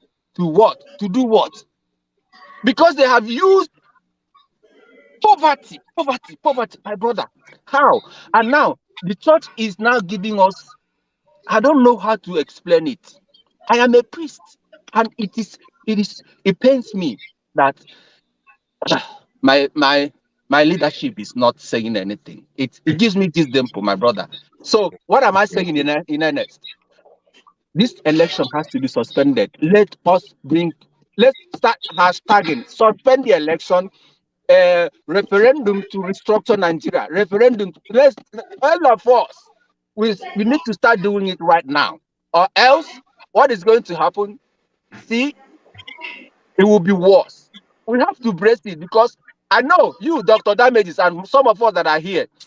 If you receive a call from Nigeria, you know what it is.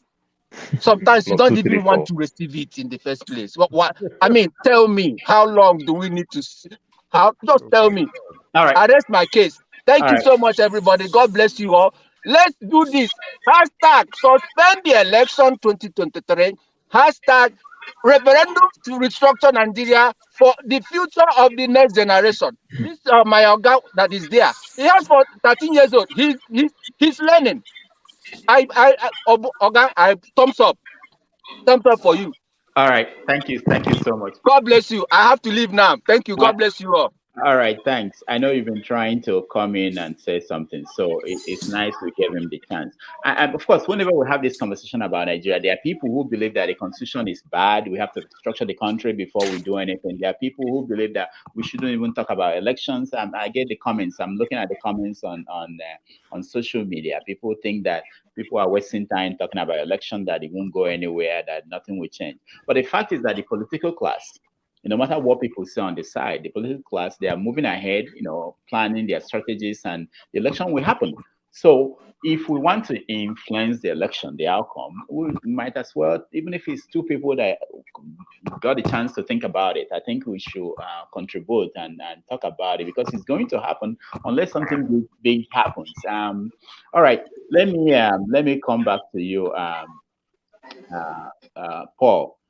So there's this other story connected to the election in Nigeria that I saw that I'm really surprised. Hold on, okay, Paul, you're on. It says here that Nigerian army to deploy 197 troops to Gambia. People are worried that this election might not happen because of insecurity in Nigeria, in several parts of Nigeria. Can you imagine people in Niger State, in Zamfara, how they are going to vote if things are not taken care of? But you have Nigerian soldiers now being deployed to several countries. What do you think, Paul? While letting Bolaji and other people who are trying to join us. Go ahead, Paul. Well, Dr. Damages, you might understand why they deploying soldiers to Gambia, you have to understand. I don't know how you operate, but we that still have siblings back home that we do send money. Right now, there's a little issues when you send dollar to Nigeria. The bank say, "Oh, no dollar, no dollar." So they try to bring the price down. And so if Nigeria is sending 192 soldiers to Gambia, it's kind of funny because there's a lot of Nigerians there too that are even having issues. I watched some Nigerian prostitutes that are having issues in Gambia. So probably maybe they're sending soldiers there. So let's leave that part. Why they are sending soldiers there? They are also looking for foreign exchange. They are looking for money. They don't care. These people don't care about us. You understand? What we see is professional politics. Like I said, they discuss these things in beer parlor. They don't think anything about us. They don't care, nothing. These guys are not concerned with the country. They don't think about the country. They just come up with anything and they say, don't worry, you're going to roll. Nigeria can survive anything. You understand? In time like this, where we should have been begging, putting hard and everything. Dr. Damages, we are all here in America. You understand? Even up to Instagram, where I would say people will go look beautiful women. You see companies now hiring, Facebook, every corner, YouTube, everywhere. You go to McDonald's, you see it now hiring, now hiring. These are the time where people don't even need connections to join the military, now hiring, because there's no job. There are people that will still join, like people want to go to Russia or Ukraine. You understand? The little one we have, we are sending them to Gambia. They don't think. You understand? It's hard. We just don't want to use some negative perception. And when I saw it in the news, I was just laughing. But Fela already told us, if we can't cry, what do? We pretend and we laugh. You understand? Sending soldiers, maybe they're just looking for foreign exchange. They're looking for dollars. They don't care for those soldiers too. So that they'll use those things to go beg money from UN and the likes. They don't care. They don't care. They're looking for foreign exchange. That's it. All right. Let's welcome Bolaji. Bolaji, welcome back to the show. Good morning, everybody. Bolaji, I'm joining from Los Angeles, California. Okay. So Bolaji, we've been talking about the political situation in Nigeria. You know that Bola Tinubu came back from Mecca, invigorated and ready to take on Amechi and everybody else. I don't know if you noticed anything. Did you see the video of him in Mecca? And they said he ran a marathon or he walked a marathon. What is your take on what's going on? No, Dr. Damages, he prayed in marathon. I don't understand that language, you know. And people were praying for him, and he said, what did they say? His media people said they should not just pray for him, they should pray for the country. All right, they had to go to Mecca to pray. We talked about that a little bit before, but Bolaji, what's your take on what's going on? Starting from the last part that the other speaker was talking about, the insecurity. As far as I'm concerned, we've seen this since 2015. Insecurity didn't stop them to conduct their business because they need to do their own business, which is election. So whether we send people to Gambia or not, there's going to be election. 2015, Borno was in a very tough situation where Boko Haram was in control of maybe more than half of that state. They were able to conduct election. I think Borno was one of the states with highest number of votes, if I recollect correctly. So we don't need to deceive ourselves. The same thing happened in 2019. I think that's when Buhari seek for the second term, right? There was still election. In most other states, Zamfara was, I think kidnapping had started then in Zamfara, and they still had the election. So don't let us deceive ourselves. They know how they do their business, and they will conduct their business in a way that will get them the result that they are looking for. We may not get the result we are looking for, but they don't have anything at stake on this. Talking about Tinubu, that he went for Umrah in Saudi Arabia. I don't even know that he went for it, and I don't know whether he's back. For me, if he was able to go for Umrah and perform all the rites that they perform in there, I've never gone there. I'm a Muslim as well. I wish to go one day. I don't know whether it's back. I don't want to talk about its spiritual or its religious activities that much because, as far as I'm concerned, in Nigeria, I don't like dwelling into anybody's religious activity. If they conduct whatever they want to do and they come back and govern us very well, that's what I'm concerned about most. If a Buddhist in Nigeria can rule us and give us good roads, good electricity, I don't care about that. I care about the good life for Nigerians, not about how they do their religion. But praying for Nigeria, I think Nigeria has been prayed for too much. We don't need anybody to pray for us. I'm sorry to say this. We just need to put our feet down as a country and do the needful. Whether Tinubu is going to be a good president, I don't know. Whether Osinbajo is going to be a good president, time will tell. Whether any other person will get there, time will tell. If it's still up in the air, we don't even know yet. And we are working too much around the law of assumptions. All right, thank you, Bolaji, for joining us and for that input. Now let's go to something else that happened this week. Nollywood actor Yul Edochie married a second wife. He's a presidential candidate, so it's a very important conversation to have. And I want to go beyond the issue of marrying a second wife in terms of how that incident dominated the media. Does that show that people are actually tuned in to what is important in their lives, or that they basically wanted a distraction? I'll come to you, Yakubu Mohammed. What is your take on Edochie's marriage and how that dominated the media landscape? Well, I think you concluded by answering the question by saying the people have been beaten so badly they needed a distraction, and of course that provided a very huge distraction for Nigerians and gave them something to talk about for days. And the issue of marrying two wives, I think, is a rather very personal issue. I don't think we should dwell over it. But for me personally, I think the men of these generations are weak because all our great grandfathers has 2, 4, 5 wives. I think it's just showing that he's a real man, and that's why he told that rot. Wow, the men of this generation are weak.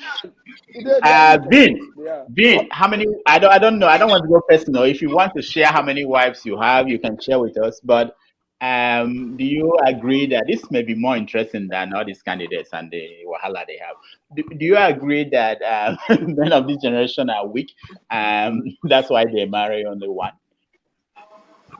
Oh well, I don't think so. You see, the reason why for me, I am a Christian and I believe in one man, one wife. And myself, I have married, and I am only married to a woman. But if anybody feels that he is financially buoyant enough to cater for more than one wife, then that person is free to do. Because our women today, if you go on social media, you see them advertising themselves. I am 30, I am 30 years old, I am single, I have no. You see, there is a lot of advice that now people are giving. So if we continue to go by one man, one wife principle, we will marry all these, beautiful ladies that are there. It's unfortunate though, but for him, he's supposed to be man enough to come out and do it, not by through in some sort of secrecy, because that child was not born today. The day he produced that child on the to the world was not the day that child was born. That child has been there. I think he has gotten up to going to a year.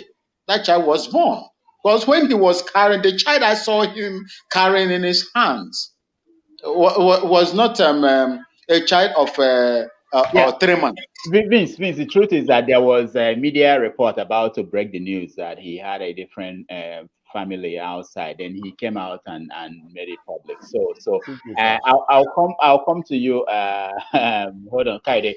I want to go. Well, Kaide, okay, go ahead. I wanted to go to Arizona. They married 2 wives in Arizona. I wanted to hear. Are you saying Arizonans are polygamists? Oh, in Arizona they do that, you know. Dr. Damages, Yeah. Dr. Damages, that's a good point. At least now you will give me a better platform for people to see me to say another thing. I have 9 more years to go back to Nigeria. I am planning it very well. My 401k is trying a little bit, not so good. But go back and I'm going back to Nigeria. I'm going back to Nigeria to go marry like 3 if I didn't make more money. But if I make more money before 9 years from now, I will lose count. Yeah. Okay. Let's hear Akarede, then we go around. I want everyone to weigh in on this. Again, for giving me another opportunity to speak. And this issue of marrying 1 wife, 10 wives, the only problem I have there, and the question I want to put on it, is the responsibility question. You are free to marry the number of wives you think you can marry if you think your belief allows you, as well as your resources. But you can also remember, you will also recall that I think last year or 2 years ago, there was a House of Representative member who came on social media to celebrate marrying was in all 25 wives. He brought them in the house. He brought them in the house even. This is what I'm talking about, and this is my position. How can such a person come and rule us? Because I want us to have a link or a kind of relationship between politics and responsibility. If you want to expand it further. If you are somebody that believes in polygamy, are you responsible enough to manage? Have you managed those wives properly before you can say you come outside to come and seek elective position? Yeah, but Kayode, Edochie can at least provide for 2 wives. I don't think that's a concern. But this was a person which took him how many years before he could even accept that he had another side chick somewhere. All right. All right. Hold on. Not against his marrying as many as possible wives he wants to marry. But what I'm saying is that has he been able to manage these people very well in terms of moral and attitudinal perception or factor? Yeah. All right. Okay, just stand by because I want to hear everybody and their take on this before we go into more important things. Pastor John Abba, it's happening. You know, if you have 1 wife, you are weak, according to our friend. So, you're a pastor and you are in America. Where does that leave you? You know, what happens to you now? What are you gonna do?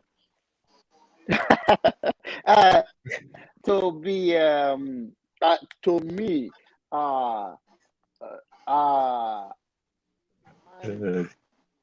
responsible enough. Even though I'm a pastor, I'm a Pentecostal pastor, but I'm a new generation pastor with a new understanding based on what our eyes have seen and what is humanly possible in this part of the world. I don't want to go into any people's private life. Leadership, we come into this by the leadership on how can you be responsible when you are hiding your side chick. Your spouse. The issue is that everybody don't want to put their thing out there. It's their personal life. That does not disqualify anybody from being a good leader. The thing is that how some people are afraid of their wife backlash. Some of us can come here and say that this and that about our wives or about our marriage life. Why some cannot? Some cannot do that because they know that the backlash will even lead to more problems. They will put themselves in more problems than what they expected. Some of them are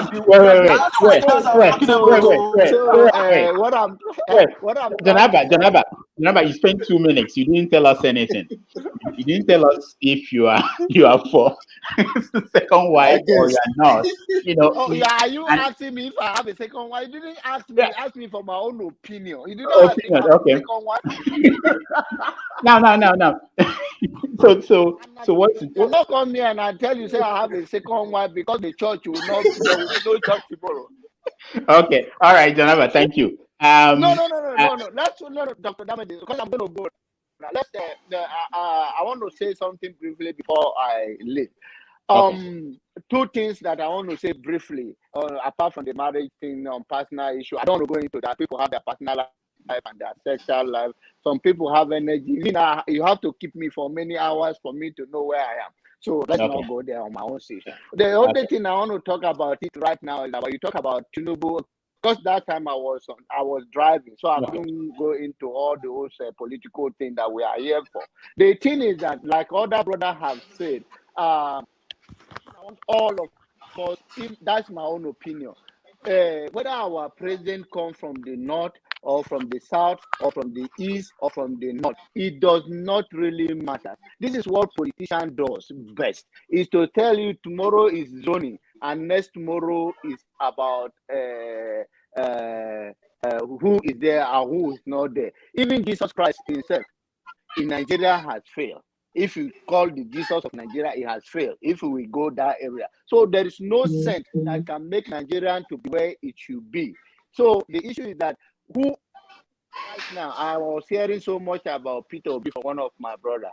It's okay. I don't want to go into Peter issue, but Peter he parade himself to be like that. But if you go deep into Peter Obi, it's just a political statement, and it's a career politician that want to be another government, another president. Secondly, he was picked up as a vice president by Atiku.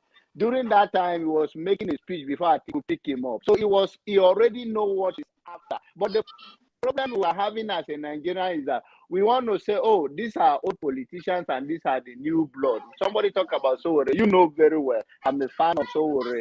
Even if I vote for him, not knowing that he may not win the presidency, I can still do that if I'm in Nigeria. But the issue right now at hand is that who is the best candidate that can at least secure the citizens of Nigeria from this brutality, whether you call it Boko Haram, whether you call it bandit, Janaba, we have to let you go. But who is the person? Tell us from your own assessment. That's what we're here for. It's not who I'm going to do, but what I can predict to you, I think will be the next president. Okay, very good. Janaba picks Atiku as the next president of Nigeria. We have this on record. We will play this back next year for you, Janaba. All right, thank you so much. Can I go for it? Who wants to go? I can. Let me go for it, please. Okay. Okay. Again, in terms of whether people's choice of life, whether religion or the way they live their life, is their own personal business. But I, as a Nigerian, how do I care about that in a little bit? Like, I will look at it, okay, how do you manage your family? Because that's going to translate to how you're going to manage my country as well. That was what I said earlier. If you are not being transparent, if you are not being sincere, if you are not responsible. If it comes to, because first, the choice of whether how many spouses you have, how many wives you have, it's a result of like the kind of culture or your lifestyle. And if you look at it, it comes like maybe it could be influenced by your culture, your religion, your tribe, your upbringing, or a lot of factors, or your experience in your marriage as well. Now, those are your personal problem. But what I would do is this. Like, I'll take it to like, okay, divide dx, like go into mathematics of it. Okay, if you are doing this one, what can I assume like you will do when it comes to managing my country, which you are trying to do? So the reason why I would say, okay, maybe that guy is he Edochie or whatever, what is his name? What's discussing is because he also is moving around as a young guy that wants to become president or something. So we can talk about it for that reason a little bit. But I don't want us to spend too much time on it. But that is his own personal choice. Even if you go to most Muslim countries, they are not actually like as polygamous as some Christian countries as well. If you want to be sincere, even in this country that we are today, People will not have it legally, but they have a lot of side chicks that have children for them. I don't see the difference between what this guy did and what somebody like Microsoft guy did. Having some other women No, around. No. I'm just like making correlation. But you are going too far. You're going too far. I see Raf laughing, smiling. You may not have to go all the way to. Yeah, but Microsoft. going back to our case. So the issue of the lawmakers that paraded 4 wives, he brought them to the to the assembly, showing the children, and the wife seems to be happy working together.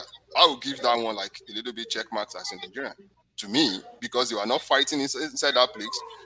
Maybe you'll be able to bring Yoruba, Hausa, Igbo together, like have the mix of them, being able to have conversation and be laughing.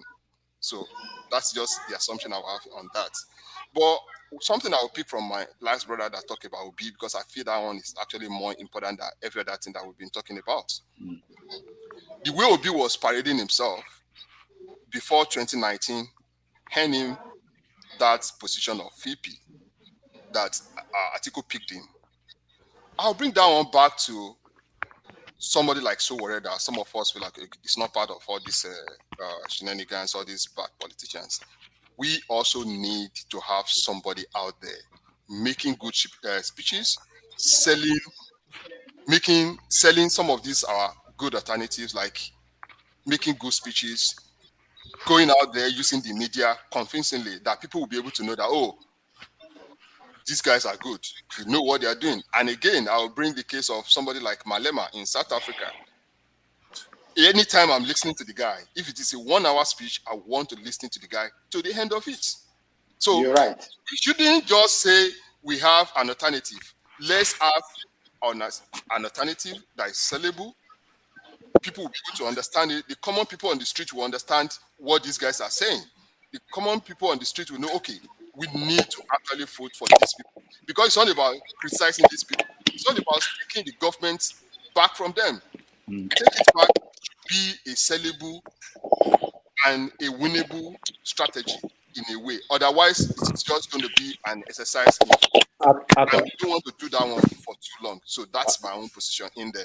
Obi is selling himself very well. I'm very sure, very likely, if Atiku is able to win PDP tickets, Obi is likely to be his running mate again, because he needs somebody from the southeast again, and somebody that you think you can pick as a politician, as your VP, that you think is not going to give you too much headache. That's what a politician will be looking for. And Obi, as it is today, he doesn't have political base that is that strong for him to cause problem for any presidential tickets.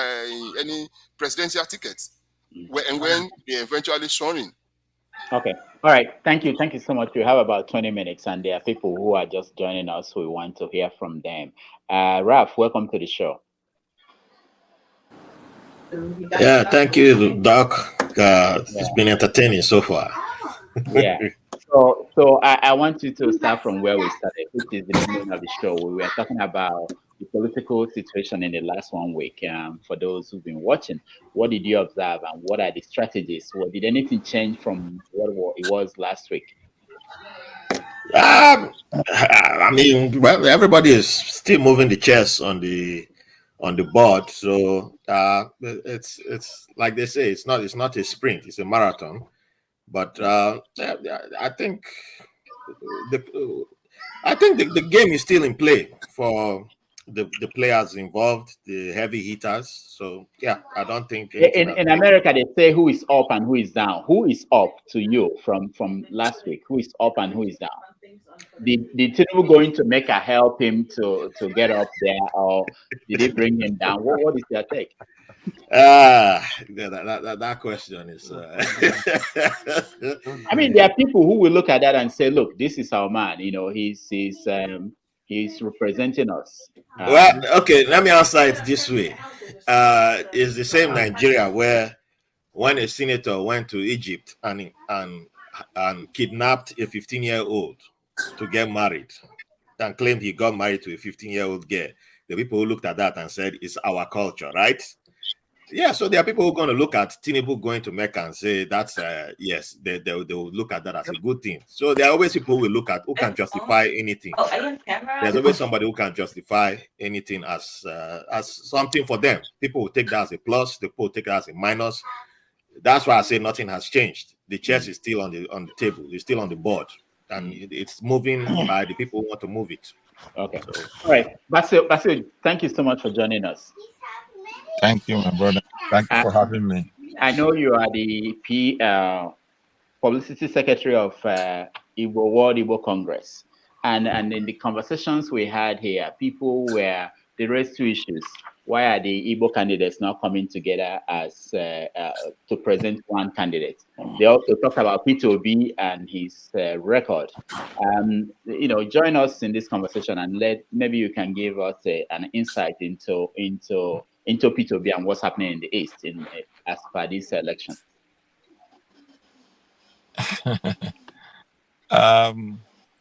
For record purposes, I'm not representing World Igbo Congress in this forum. And I am not bound by the rules and regulation as upheld by World Igbo Congress, if that is the case. But in my personal capacity and personal opinion, I would say that what is going now, or what I'm seeing, is the same thing coming from the same group of gang that has been holding us hostage, because they have grabbed so much money and there is no change in sight. That is my honest opinion, and anybody who is expecting any change might be fooling himself, because if there is a change that we are going to see in this particular business of politics in Nigeria, it's not yet from any aspect of what I have seen so far. Okay. I like the way you disassociated yourself from, your view, the view expressing here from that of the World Igbo Congress, which is good. I understand that. So let me now ask you, about marrying two wives. You should be free to speak on that. What do you think about that move by Edochie?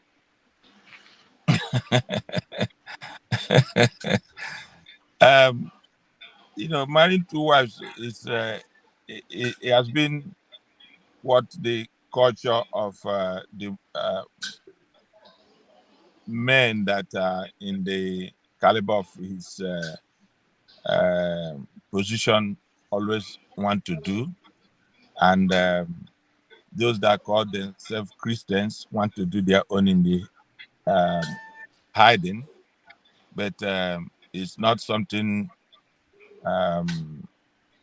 new to us, and I don't think it can only change anything for now, based on the fact that it's almost what we are accustomed to in that area of the country.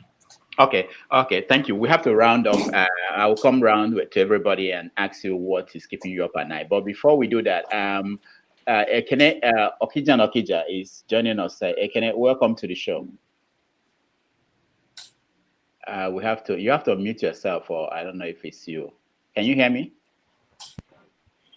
Ekene? Okay, go ahead. Okay. Welcome to the show. Where are you? Are you in the market? Oshodi market. Are you at Oshodi market? Yeah, I'm at a computer village. So, what have you observed in the Nigerian political landscape in the last 1 week? I mean, I don't candidates. I don't know. Madibon actually. I maybe that's a further for the discussion. I don't know why people should be talking about Edochie and his two wives. So many people are married to two wives, or more than one wife in Nigeria. Some 3, 4, 5, 10. Maybe because he's contesting for president. I don't know people who say that Bible told them not to marry two wives. I don't know where the Bible said that. Bible never mentioned that. Actually, Bible is in support of multiple wives. When Paul was writing to Timothy, he told him, "He that desires the office of a bishop must be a husband of one wife." So it's a look at the context. There were people who were husband of more than one wife there. So that was why he gave him that condition. Bishop is an overseer. So he told him, "He that desires the office of bishop must be a husband of one wife." So there were people who had two wives.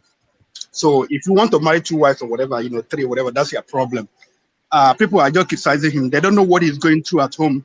They don't know, what if they made arrangement or if they talked, if there were issues. So we don't know. So we can only just, react based on what is out there. So that's their problem. Anyway, that's him. I have my own problems to deal with. I'm here. I'm near Apple store. My computer broke down. I came to Apple to fix it. So that's my own problem. Anyway, but So what's keeping you up at night, apart from your computer being? Yeah. I mean, we've been talking about Nigeria. Rudolph, remember we met. I think in 1998. Wow, I didn't know I that. think 1998, 1997, 98 or so. I'm not sure, but we met online when we were at NigerianWorld.com or whatever. Yes. And my daughter was born 1999. Today, she has graduated. She's working. She's doing her master's. And since then, we've been talking about Nigeria. And we're still talking about Nigeria today, and it has gotten worse. So I really don't know why. I didn't want to come to this discussion actually because I'm just tired. Because 50 years from now, maybe probably people who are alive, they'll still be talking about this. So I don't know. So I I don't know. The issue is this: Nigeria, the North, they are clamoring to, or they want the power to shift to them. Not, I mean, to be honest with you, if people don't want to, the North has the North. I was just watching a history of Nigerian politics from before independence, and it was just a 15-minute video, YouTube video. But it opened my eyes to a lot of things. This thing didn't start today. The North has messed up Nigeria. From tell me any good Northern leader we have produced. Just give me one. I mean, it is inbuilt in the religion. It is inbuilt in the culture. So people who are saying Atiku or whatever, it basically, last presidential cycle, Atiku was quoted as saying that, "Oh, I will make my people, I will make my friends rich." It's gonna be the same thing. The mindset hasn't changed. It's gonna be the same thing. He's gonna make his people rich. Take resources. They produce or they produce oil in Nigeria. Nigeria sell oil to make money, and they use the money to buy Cadillac and the other expensive car to traditional rulers in the North. State that don't produce anything, that don't have anything. So I mean, it's high time. I was thinking about this morning. It's high time Yorubas and Igbo, West, Southern people as a whole, will come. We need to go out of Nigeria. We need to build our own country. If some people are interested in the middle belt, they can join. But I mean, this thing is not working. It's not gonna work. Rudolph, there was a video. I think one of your videos I watched this morning also talking about Bala Mohammed. I think it's Bala, the one that was the FCT minister. Yeah. We don't see what these people are saying. See what these people they are producing, what they are saying. It's not going to work. So at the next election, even if they elect Peter Obi or whatever, they're not gonna give him room to do anything.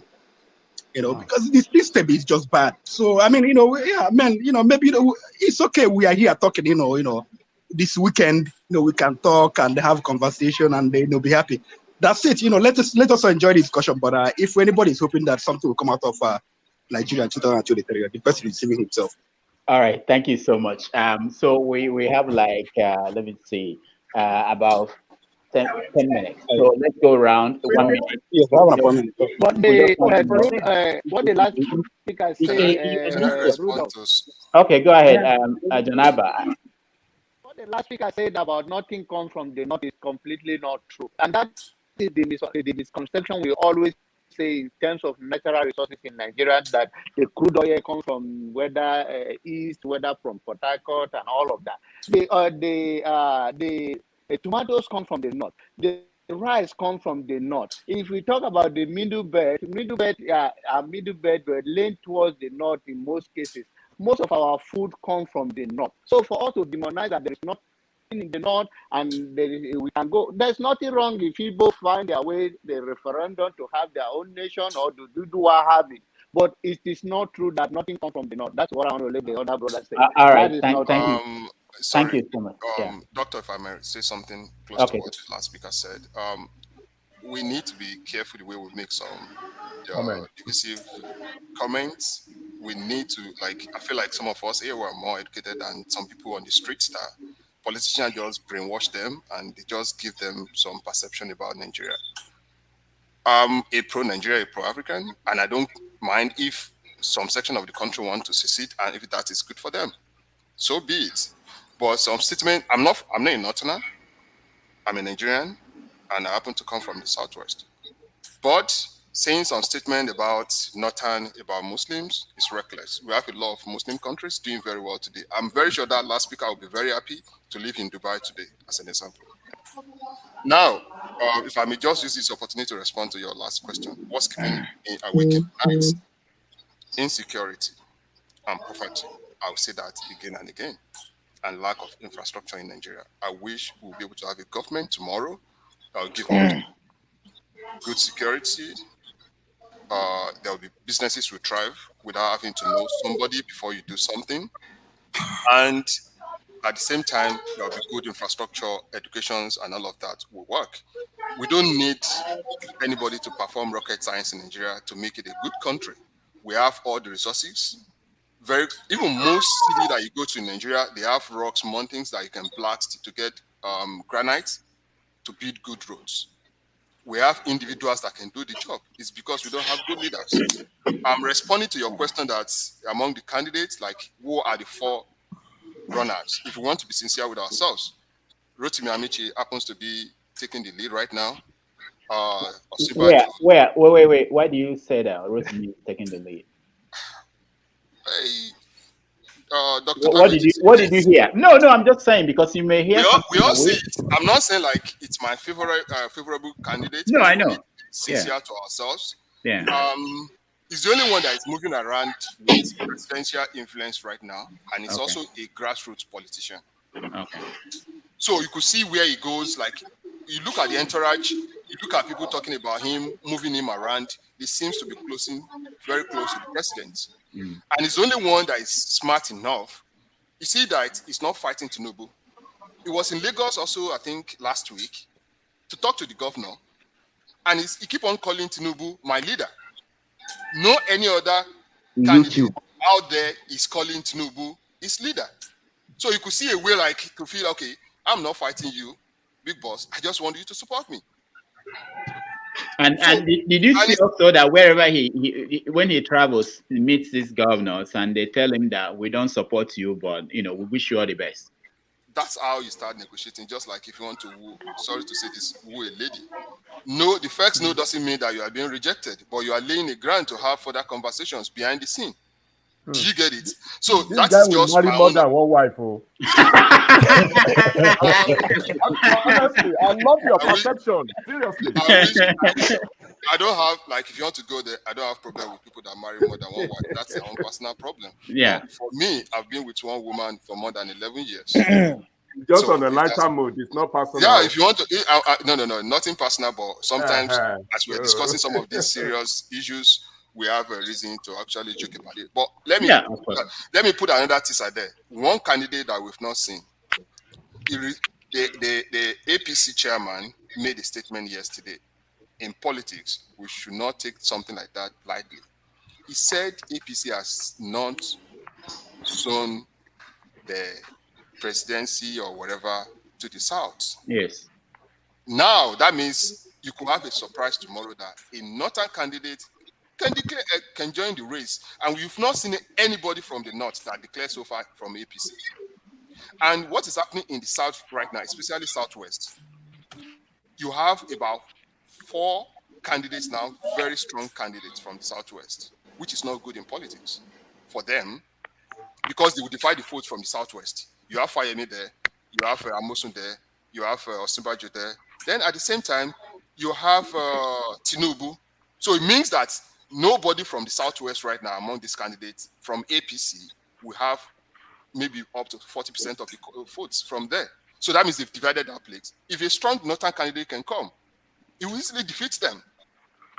Yeah, but it doesn't mean that today, what we have see today is what will happen by the time they get to the convention. Because what may happen is that these candidates might come together and say, we are putting up one person. And that would be a strong statement, at that point.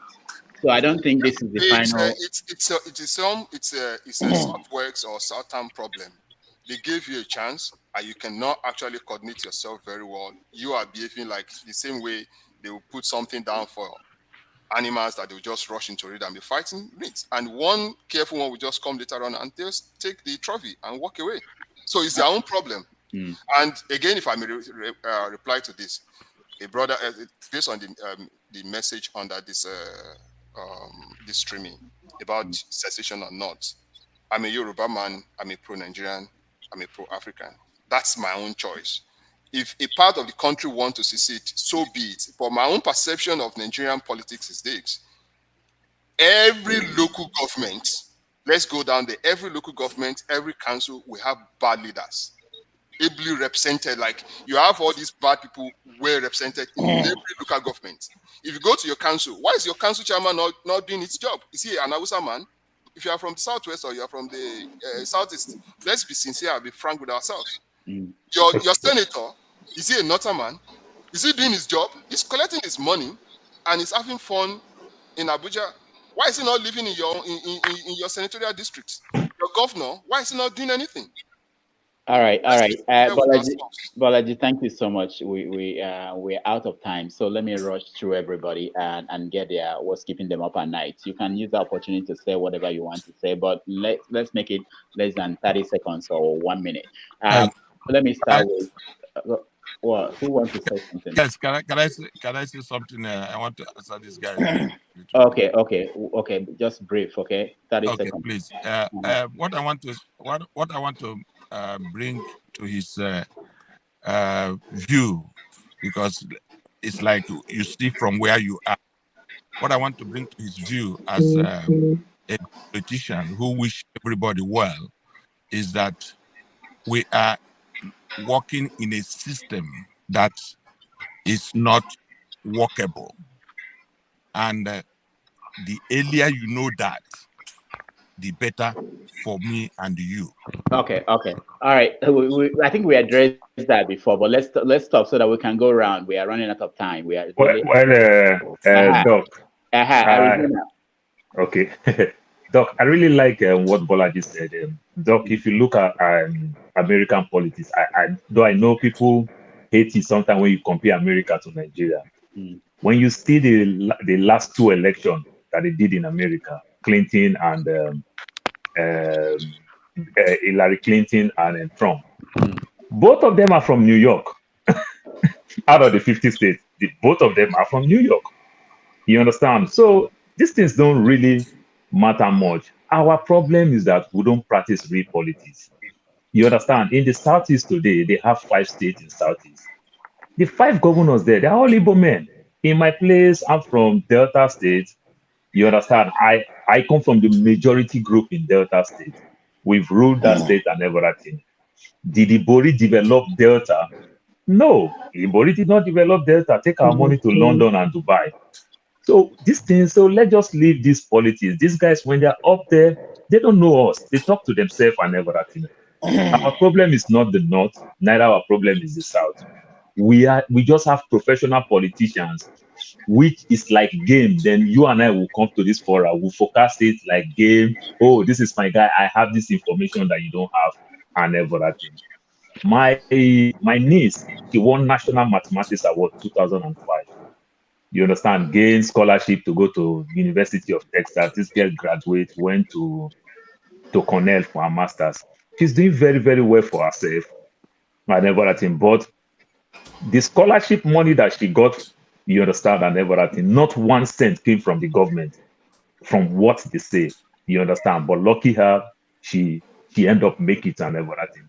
So we don't think about the way we do it, the way we try to think about these things right here and in Nigeria. No, they don't see it like that and everything. So it's time we continue to keep pushing like this and everything. My candidate is Omoyele Sowore. Any other people, when people talk about Peter Obi, where people have their opinion, Peter Obi is just a motivational speaker. You understand? The way Peter Obi preached about these things, the things that he has achieved and everything. Before Peter Obi become governor, let him bring his manifesto. He has made money. You understand? He owns a bank, Fidelity Bank. He's one former chairman of Fidelity Bank. Let him show us proof of taxes that he has been paying. Because if I make $100,000 2020, I'll have tax return in America. If he do legitimate business, let him start bringing all this proof of his taxes and everything. How did he make his money even in England? It's like the Trump thing. I make this money, I make this money. And you know, Nigeria respect you more when they say you are so rich. Nigeria respect you. But sometimes I stand to be corrected. These guys are not as rich as they make themselves. Not until they go to politics and make the money in politics. You understand? Let him come out and show all these things. Bring these things out. These things are not private. It cannot be confidential. It's not your payslip. You understand? When you pay tax to government, don't make it confidential. It's not your pay stuff. You know, so the way they are doing, and they just market themselves. But guess what? To some extent, it's working for Peter Obi because the people are gullible. The people don't ask questions the way our religion and our tradition, our culture train us. You are not to ask questions. You understand? Okay. Somebody talk about the youth. You understand? Oh, the youth are not serious. The youth are not doing this. No, they train us to silence and wait for your turn. You understand? I have a better chance if I want to work with politicians. I can sell myself so well and everything. But when I go there, will I really achieve some of these things? The answer is no. So our problem is not South, North, and everything. We are not really doing real politics. You understand? People are just taking advantage of the vulnerable. That is all I can say. All right. Thank you so much. Let me go to Vince. We are really out of time. So please, if you can make it in 1 minute, no more. Okay. Thank you so much. I would like to. I just want to focus on the system, the foundation that Nigeria is being, operating on. It cannot sustain any democratic, governance. It can't give you Nigerians the most, desired development, human resource development, infrastructural development that you need, because that constitution that was given to you was not made by you people. It was not made by, it was a decree that the army just put together and handed over to you people. That is what is keeping you where you are. If you look at the First Republic, you will see in fact, the kind of development they produced to their various regions. And this is exactly what I am canvassing for. Even if you put Sowore there or Peter Obi there, or you bring St. Andrews to manage Nigeria with that foundation that is there, you will continue to go in circles. The reason why today, if you come to Ghana, we are now deliberating after 30 years of operating the present constitution that we have now. 30 years after, we are now trying to review, the constitution. How many times have Nigeria, reviewed their constitution, if not this cosmetic adjustment that you are doing on something that the Nigerians did not, make for themselves? That is your problem. And the earlier you do that, in fact, I'm half Biafran and half Ghanaian, and I had the opportunity to serve in that army, in that Nigerian army. In fact, I had every opportunity, everything that I had as a military officer then. Why I don't have it now? Why would you be proud of people coming from the Sahel to kill your own people, to kill your sisters, to kill your mothers, to kill your fathers, uncles, and aunties? And we sit here, we talk about that is the foundation. If you don't get it well, we will continue to go in circles. If we don't get it well, Other African countries will emerge ahead of Nigeria. Mark what I'm going to tell you, Dr. Damages, because it has taken too much a time for Nigeria to take responsible, for Nigeria to come out to lead Africa. And the more you waste time, God will take that gold that He has given to you and give it to other people. Thank you so much. All right, thank you, Vin. I really appreciate your input. Let's go to Kayode. Kayode, round up, 1 minute. Well, thank you, Dr. Damages, and I also thank all the participants on this platform today. Well, my own takeaway and my own conclusion is that the fact that Nigeria is what it is today does not mean that there cannot be remedy. It may not happen now, but it doesn't mean that there is no hope. And like I said at the beginning, it all depends on our individuals, on we, the individuals. And for the purpose of this platform, I want to, implore the participants to please be mindful of what we say so that this platform will also not be discredited. Because the purpose of coming here, more or less, is to look at the problems confronting the country at the moment and also profile solution. Are you getting my point? So if we just come here because of our cultural or tribal mindset and come and be flex muscles here, it is not going to give this platform a public acceptance or public credibility or whatever. Because we are here today, we have Igbos, we have Yorubas, we have the Hausas among us. And we are all where we are today, still carrying the passport of that green, the green passport. So as long as you still carry that passport, my own has expired. You can renew it. Go to Atlanta, sir. All right. Thank you so much. But honestly, that is my own point. You have a good point. Respect ourselves. Let's respect our personality, and let us try and give credibility to this particular program for the sake of this our mentor or our facilitator. Thank you so you, much. And God bless. I appreciate, Kayode, I appreciate your input. Thank you so much. Janaba, what's keeping you up at night? Well, I've said, I want to continue to say that nothing keep me up at night concerning Nigeria. What keep me up is how I will take care of myself and my family, and also have Nigeria. We say it religiously. Let us keep praying for Nigeria. So that's what I can say. Let's keep praying. But so in terms of, go ahead. No. Ask me. I was thinking that you are still trying to figure out how to take care of your family. I thought you figured that out a long time ago. Figuring out. I say I would think about what keep me up in my family here. But when it comes to Nigeria, we'll say it religiously, let's keep praying, and we'll see there is hope. Somebody say here, the guy that just spoke now said there is hope. Nobody will dash out hope. The Bible says Abraham hope against hope, and then Sarah brought forth Mary after 100 and something years. So we will keep doing that. But the only thing I'm going to say in conclusion, just like the other guy said, is that Nigeria, we are one Nigeria, and we should be proud to be a Nigerian. Even though we don't like the situation going there, that's why this platform exists, for us to influence it in a very positive way and open the minds of the gullible Nigeria, whether as a religious that have hold them captive or the politician that is holding them hostage. We should speak to it. And I believe I was talking to my wife. Say we can see this because we are in the Western world. If you are in Nigeria, you may not see it better. And I can, many of us here can testify that most of the things our eyes have opened, even when we're in Nigeria, our eyes were not open to see it. So let us pray that one day, as we use this platform and every other platform, their eyes will open to reality to reject the hostility and the brutality that the politician, religious leader, and traditional leader have brought upon them. All right, thank you so much. Mohammed Yakubu, 1 minute. Well, I want to say thank you for finding out time to bring us together on this platform. We'll continue to make ourselves available each time you call on us, if the time permits. The security situation in Nigeria is actually a challenge, but I will say one thing for sure. Yes, things are very, very bad back home.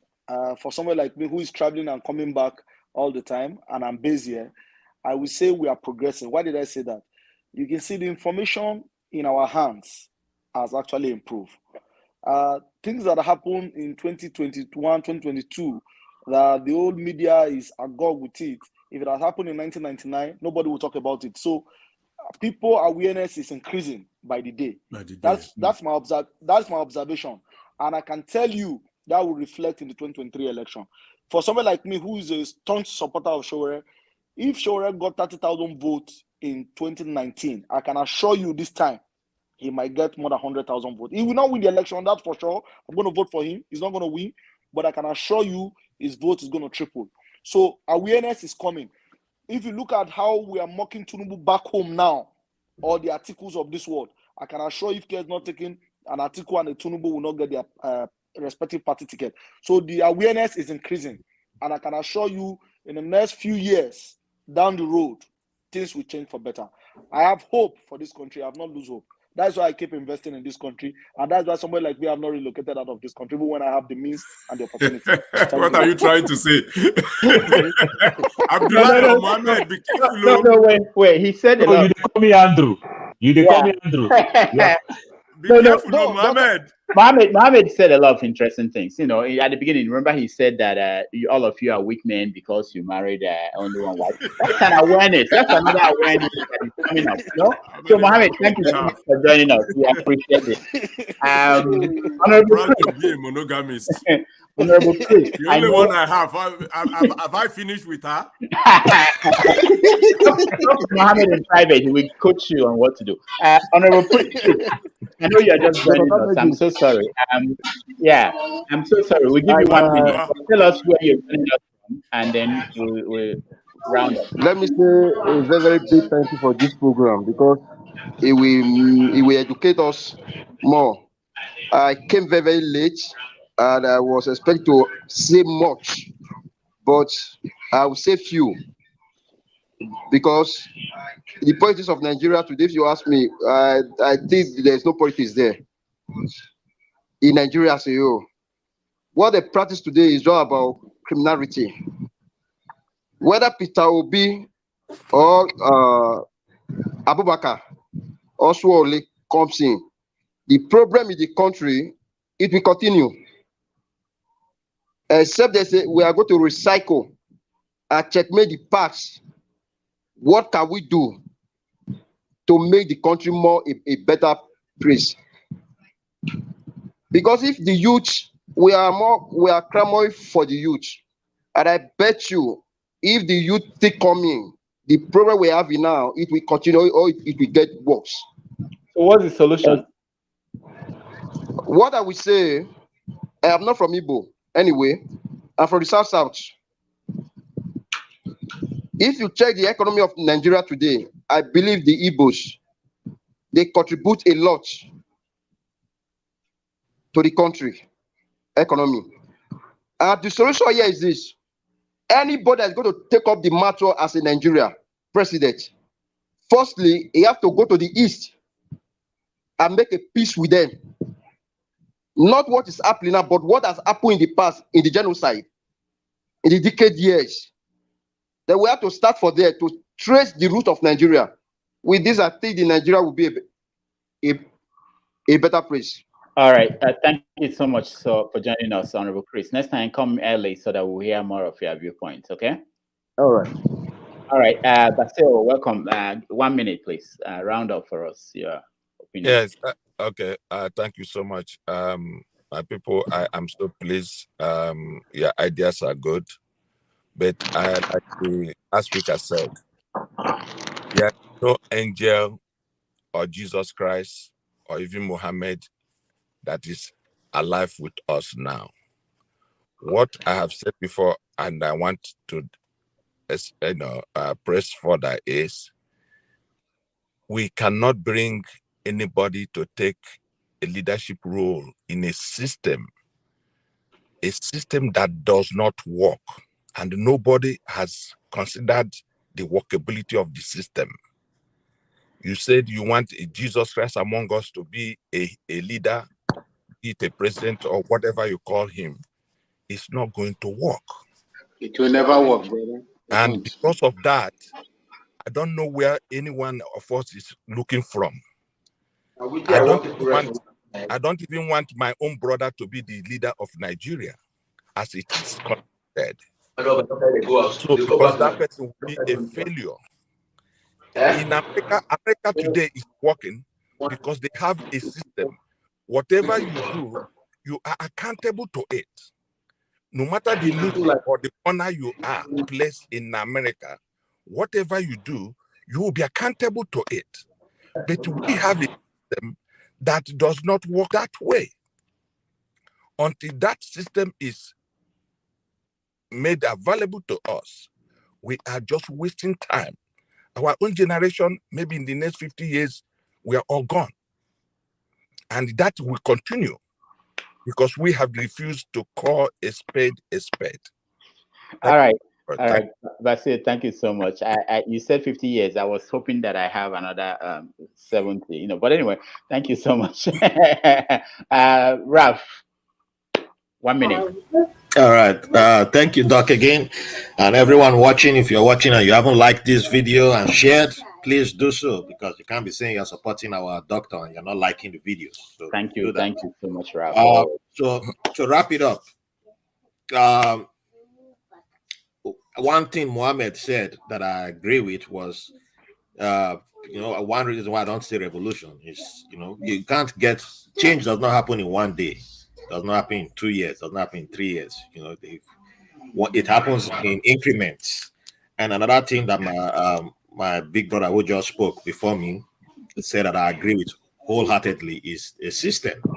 We don't have a system, and it's one reason why I don't believe in saying Nigeria is the giant of Africa, because there are many African countries that have constitutions that work for them. They have a living constitution, they have a real constitution, they have laws that were made for their countries. But Nigerians, we are so stubborn because we believe we are the only people that exist in Africa. So we don't learn about any other countries. We don't know how their system works. South Africa had their president in court on the stand. A lawyer was drilling him. Cyril Ramaphosa was being drilled 3 weeks ago over a corruption trial by Zuma. Zuma is in prison. He's facing issues. You can't have that in Nigeria because we will set the country on fire for nonsense. Why? Because you're a giant of Africa. So I can't be waking up. I can't stay up at night thinking over that. I sleep well because we are not ready. We can't have a revolution because we are not there. When we are ready, we will have that constitution. We'll go back and learn. We don't know our history. That's another thing. Go watch that documentary on Netflix, The Journey of an African Colony. Then you see how Nigeria was created. What is the meaning of Nigeria? Do we even know the meaning of Nigeria? Many of us, we don't say the N word, right? But there is a version of Nigeria that literally means the N word. So start with the little things. I always say that. Nigeria, start with the little things. We don't need the big things. We don't need the big, glorious things, because if you start with the little things, you start with the little steps and you get to the big goals. So start there. Thank you, my brother. Thank you, everyone. Have a great weekend. Thank you so much. Bolaji, have you rounded up or you still have something to say? I think we started with you, no? Yeah, we started with me. I would just appreciate everybody and appreciate the platform. And we shouldn't say Sowore cannot win. We just need to adopt a very good strategy. It's not a small boy. I think it's about 50 years or close to 50 years now. So it's not actually a young guy, if we're thinking about a young guy to rule in the first place. But he has sacrificed quite a lot for the country. It's just that the message needs to be put out there in a proper way. I agree that being an activist doesn't make you a good leader. So he needs to demonstrate that he's actually capable to rule the country as well. So because he was an activist, we see that he fought the military, which most like people that were born 90 upward might not know anything about him. We need to find a better way to put the message out there. And he also needs to demonstrate that he understands the complexity of Nigeria, put a good manifesto out there, communicate in a very clear and reasonable term that people will feel like, oh, this person is talking and it's making sense. So I think that's what we need to do better. But all right, thank you. I wish us all best of luck. I want to see a very good Nigerian tomorrow that I'll be proud of. Thank you so much, Bolaji. Ekene, Okija, one last 30 seconds, please. We're out.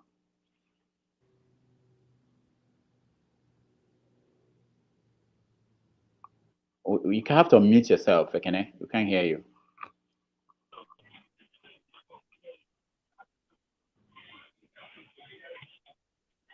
You are still not clear, Ekene. We can't hear you. All right. Okay. I think we have to sensitize that, try to help people at home make a good decision. They should not be influenced by by politics or by tribes or ethnic nationality. They have to think twice about the decision they are making. There's speculation that Jonathan might declare. Jonathan was there for like 5 or 6 years, whatever. The drunk guy, he wants to go back. I don't know what he wants to do again, what he didn't do before. So people, they should open their eyes and make the best decision. Hopefully, things will work, but I'm kind of pessimistic. All right. Thank you so much. I really want to thank everybody who joined us. I'm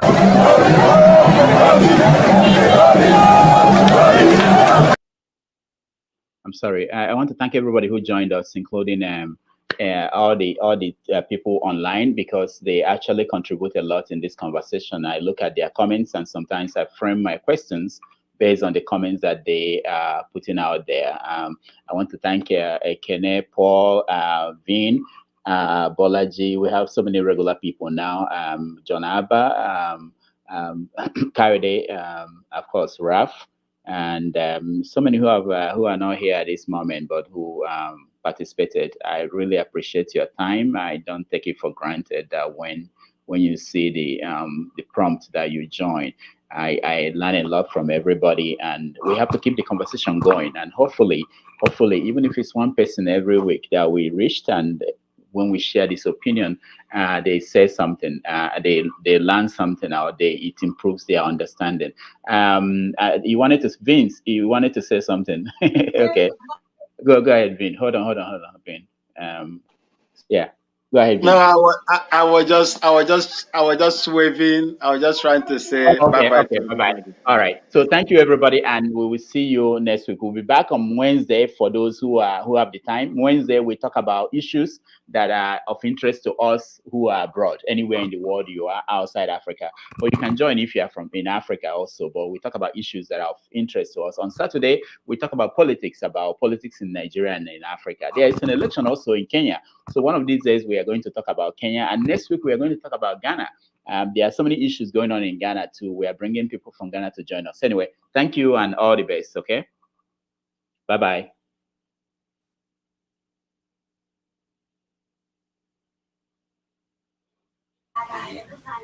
Thank you, Doc. Thank you so much. Let me just end it. Description of a failed state. When a country, when a government, when a system is no longer in control of its territory.